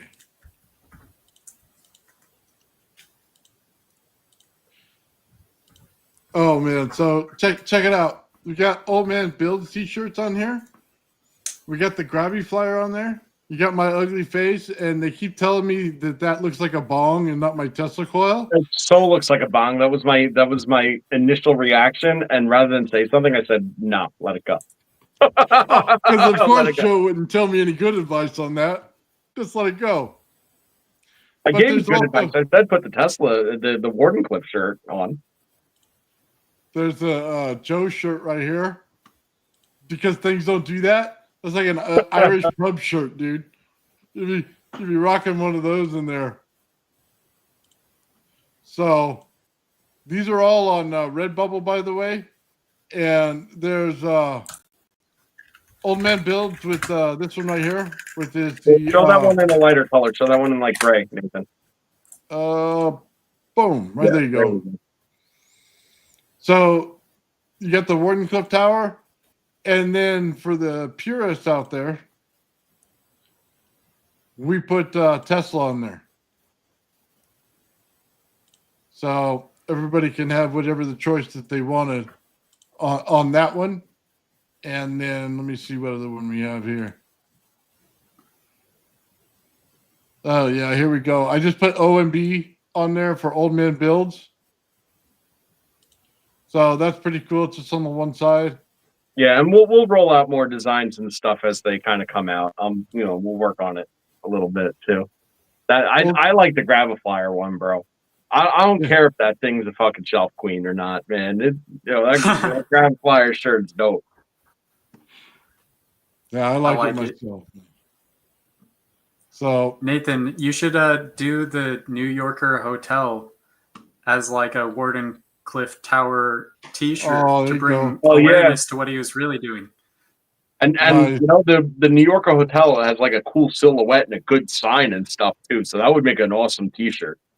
Yeah, good idea. Especially if you got like the print of it and you like had a highlighted contrast section of like the power station room of all the and like how he was using that with the building infrastructure being the real Wardenclyffe Tower. That'd be cool. Nice. Anyway, here you guys go. Remember when he accidentally tuned it to Schumann's resonance? Oh, yeah. Remember when Harp accidentally destroyed the temple in Turkey or whatever in 2014? Same thing. Yeah, there you go. So here you go. Here's the final part of my plug, guys, for my stuff. The T-shirt. Here's the connection you can get it on. Also, just so you know, if you want to buy a Tesla coil, all you got to do is email me. I also have a shop on Etsy, and soon there'll be one on Facebook. So you can do either one eventually, but there is one on Etsy right now. So, yeah, those are my selfless plugs there, guys. Yeah, all right. Do you remember when Stern opened up a portal to hell? Like, we could go on and on. No. I wanted to share one other thing just so you guys could see it. Let me go here. There's a Joe apron. My mom said she's going to buy that for me. Is she really? No, I don't talk to my mom. Check that out, brother. That's awesome. It's got Joe on there because things don't do that. Yo, I'm getting the apron though, bro. I'm in on that. Since you're the one that designed it and made it, it's only mildly narcissistic to have a fucking apron with your own face on. Oh my god. That's all good. Dude, by the way, all that's on there on the shop. There's phones, stuff, all that. There's like 40 different things for every pattern that's on there. Feel free to shop away and have fun with it. So, where's the smoker? Oh, I was working on it. Okay, check this out. I had one where my hair was standing like this. Well, somebody else's hair put onto my head. And then we did the black and white image of it. It never turned out right. I need like a full Einstein, thing. And then my circuit blowing up in front of me is what I need. And have my fry it and find out. Disclosure, I used to professionally design T-shirts for almost a decade. Nathan didn't know this until I told him. No, I didn't. So, yeah. So we're gonna come out with some cool designs soon too. But I love what's on there already. I think you did a standout job, dude. And there's gonna be some shipments coming to my house. So nice. Right on, man. Yeah, if you get the T-shirt, take a picture of you in it, man, and we'll throw you up at the end of the video when I do the music and stuff. Dude, all day long. Every member, everything like that. Yeah, throw them up if you got them, man. So, I think that's cool, brother. Or if you got a Tesla coil that you bought, something like that, maybe that's what I'll start doing is I get a bunch of T-shirts, and then as you buy the coil, I'll send one with you. Maybe I can work that out later on, but I think that'd be cool. So anyway, all right, back to Well, we've what we're covered talking about. a lot, but I mentioned in my email to you that I'd be willing to talk about my Bigfoot experiences as well, as you know, if you're interested, since we're on the fringe stuff. Oh, dude, we're gonna have to do that, but we're already 3 hours in, man. We got to get a whole nother another show time. for that. Yeah, not to mention that make a sick thumbnail. So we need to save that for the good. You know, we're gonna get a whole new audience in here. You know. Yeah, not just that. We got to bring Bernie in. I mean, you can't do a Bigfoot story without Bernie. Yeah, that's right. Because he's got his own story to go with it. So, I mean, we're going to have to tie that in. Maybe we'll meet up with Bernie later in the week or something, or early next week. Right on. Yeah. Well, I also have more UFO experiences I can talk about, or we can, talk about my circuit or anything. Well, why don't you just since we're at 3 hours, and give us a direction of where you're going from here, and then we'll close this one out, man. And then we'll do it. We'll do a whole nother stream another time. Oh yeah, yeah. We ought to do this again because all that stuff, like that needs its time. That's like a baby, you know.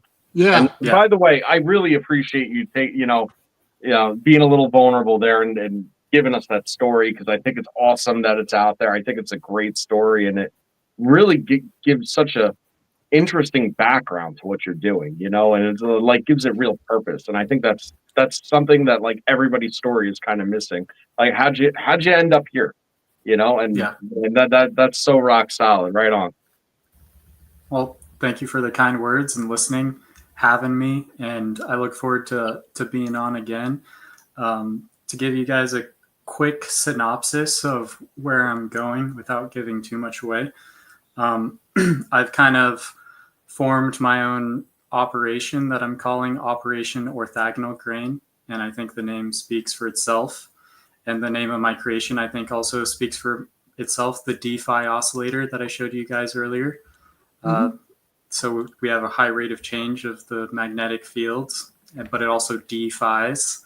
But also the D is like the D wave, the altermagnetic but anyways, you can check out my notes that I've open sourced, but it has multiple meanings to it for a reason.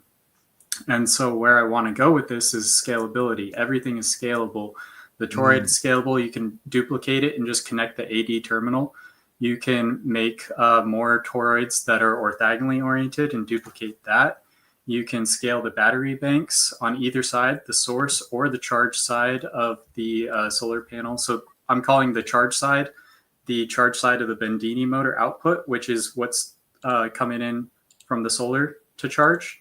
But that source battery, that's independent. That's like a ground vacuum pump. So you can scale that battery bank size as well. You can scale the capacitor bank, that's the loop back, the buffer. Now that I have it gated in time in a specific ways. And so, I've played with some of that scalability already with the water cells, which is pretty cool. And now what I'm going to do with Operation Orthogonal Grain is try to love my neighbors as myself and amplify this field effect so that all the people around me have to pay less on their electric bill without even knowing what's going on around them. Now that's really paying it forward, man. That's a good deal. Yeah. Now, you might notice my cameras. What do you think it would take to like really bring your energy bill down that next level? Like you said, it's scalable. So, yes. So I don't want to buy more solar panels, really. If I did buy anything, it would be just one more solar panel for one of the microinverters I had, which is the DC injection one. But that was kind of the whole point, is to prove that I can amplify my energy input without having to buy more solar panels. Mm-hmm. And so this is my power bill that I want to show. And I started on this journey this year, at the beginning of this year, which is at the peak. That's when I started. So, So every month it's gone down. And this month, I read my meter, my billing cycle's on the 11th. And this last month, I used this much. And between that month and this month, I've used half that. So just by playing with the displacement current alone, I've cut this in half. And Google will tell you displacement current's not real current. It's useless. It's useless. It's useless. It keeps telling you it's useless. Well, I'm showing you it's not useless. And I'll show you even my next bill on the next live stream. I'll keep my bills because I want to prove to you guys that displacement current can basically make your appliances start to power themselves through the ground, because the entire planet is a solar panel and everything is relative, and there's all this noise in the system. So instead of taking that noise and making it heat in all of our appliances, let's basically create an echo chamber where basically I'm starting to already resonate and harmonize with 50 to 60 hertz. This has been the plan all along before AI even knew it. That's why I cut it specifically to 8.75 inches long on my center wire, because that's like a certain ratio of the protium resonant frequency, which is the base beginning elemental resonant stacking of everything else as far as baryonic matter concerns. And that's all I'm really concerned about, it because that's what I am. And so as long as I can access the other part when I want to, that's all I care about. So you might be seeing my like lights go up and down and go up and down, and my camera come in and out and in and out. Yeah, that's my echo of my entire foundation. I'm echoing the light, and you're seeing it in this live stream the whole time. Ah, that makes sense. That's crazy. Part of it is my hands moving. But that's not all of it, because I can do this and it focuses just fine, right? Now, just to kind of throw it out there, and I mean, it's just a silly variable, but you had higher energy usage during the winter months when usually energy usage is at its lower points at that. So I didn't start until literally January. I made it like a New Year's resolution because my December bill was so high. Sorry, where is it? This December bill was so high that I'm a mechanical engineer studying electromagnetism. I'm just fed up, right? So I made it my personal goal and New Year's resolution to lower that every month, every single month, find a way. Whether it's getting more efficient light bulbs, using dimmer switches, using mechanical switch timers on certain appliances, turning off when I don't need them, to installing solar panels, learning how to do that, to building battery banks and using inverters off grid, to starting to affect the grid itself with scalar electromagnetic waves and backfeeding in ways that is non-conventional. And by the way, how can they stop that, right? It's like I'm following all the laws. In Oregon and California, you can build your own 12-volt battery banks and solar panels and stuff. You just have to keep the solar array under 50 volts in total, follow the NEC guidelines, and keep it ground mounted. If you do all that and you ground mount it, you can install that yourself.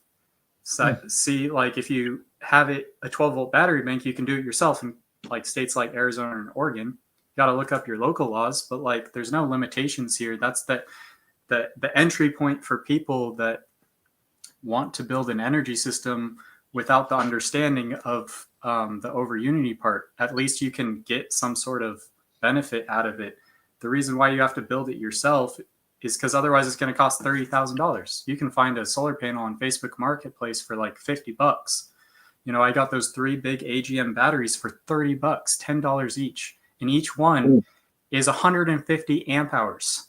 You just have to be patient enough and look enough and just take the time every once in a while when you're on the toilet or something, and it just takes steps week after week after week, just one wire at a time, one connection at a time. What does this do? What does this do? Oh, that did something weird. That's how you really figure stuff out. That's how I got here, was literally just connecting. What does this do? What does this do?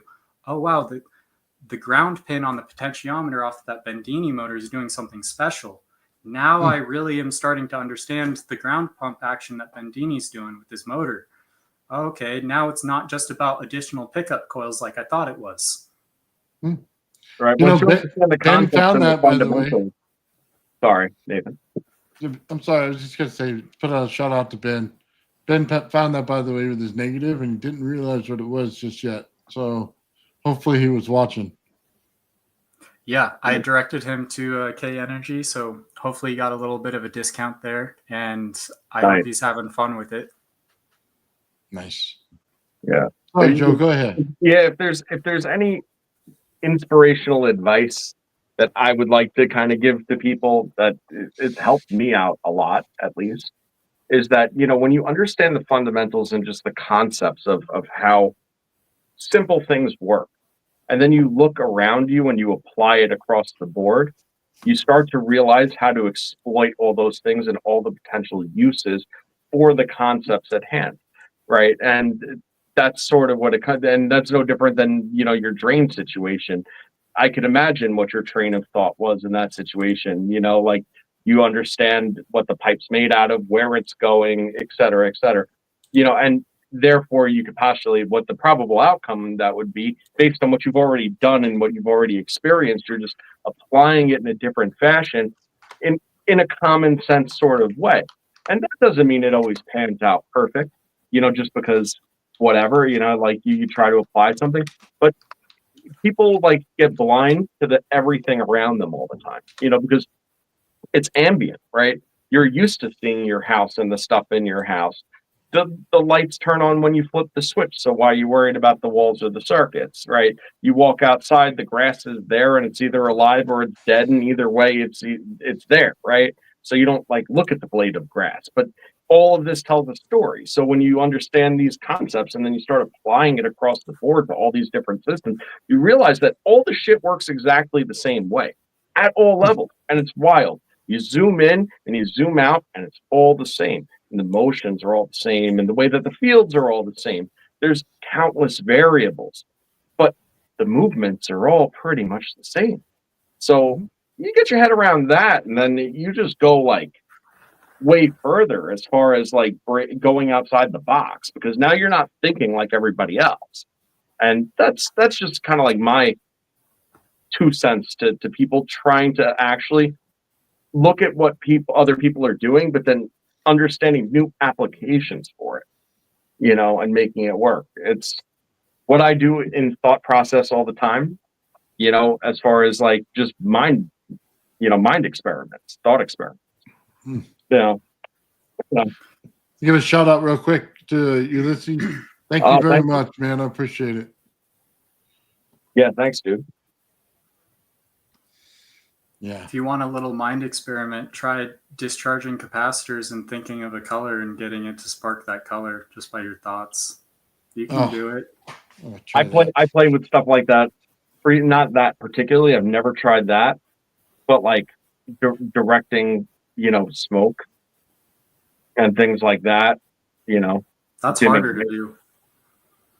Yeah, I play with stuff like that all the time. Intention.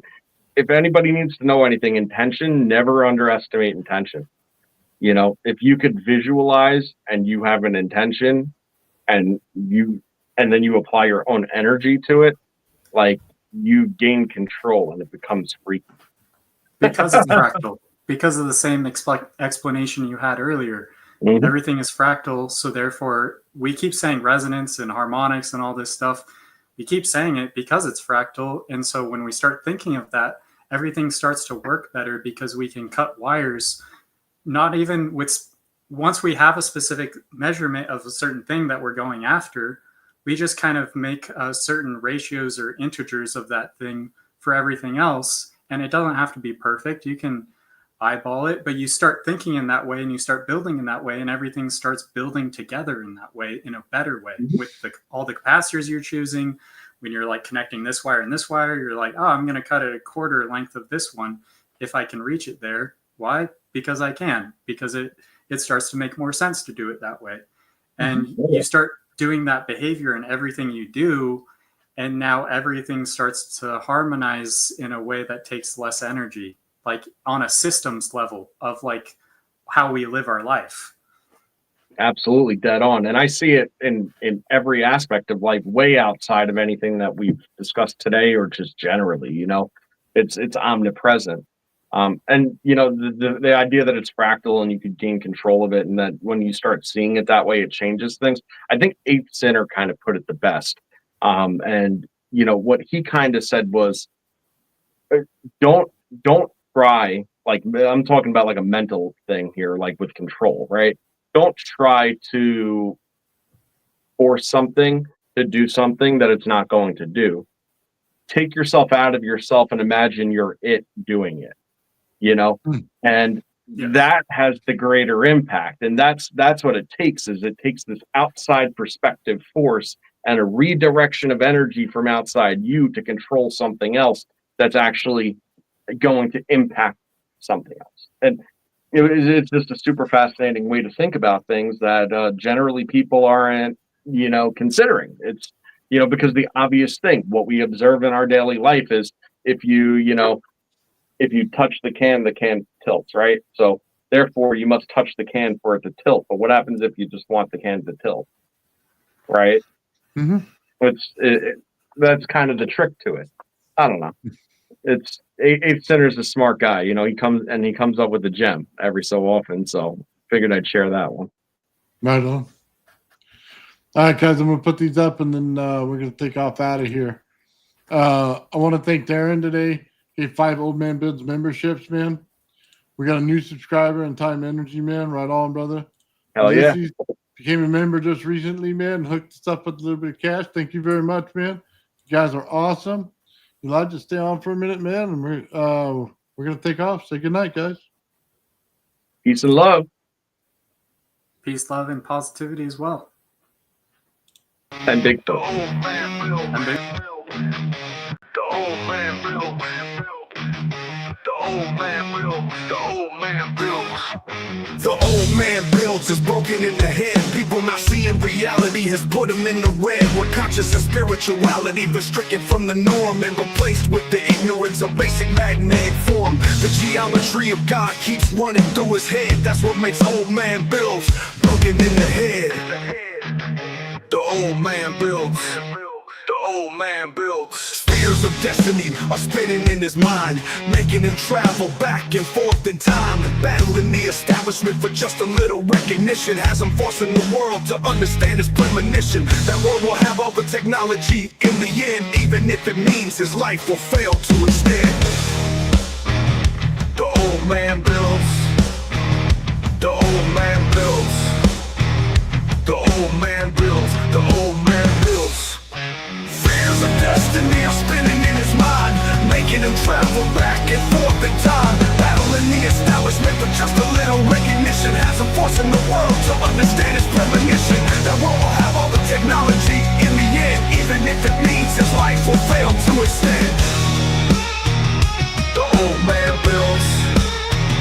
The old man builds. The old man builds. The old man builds.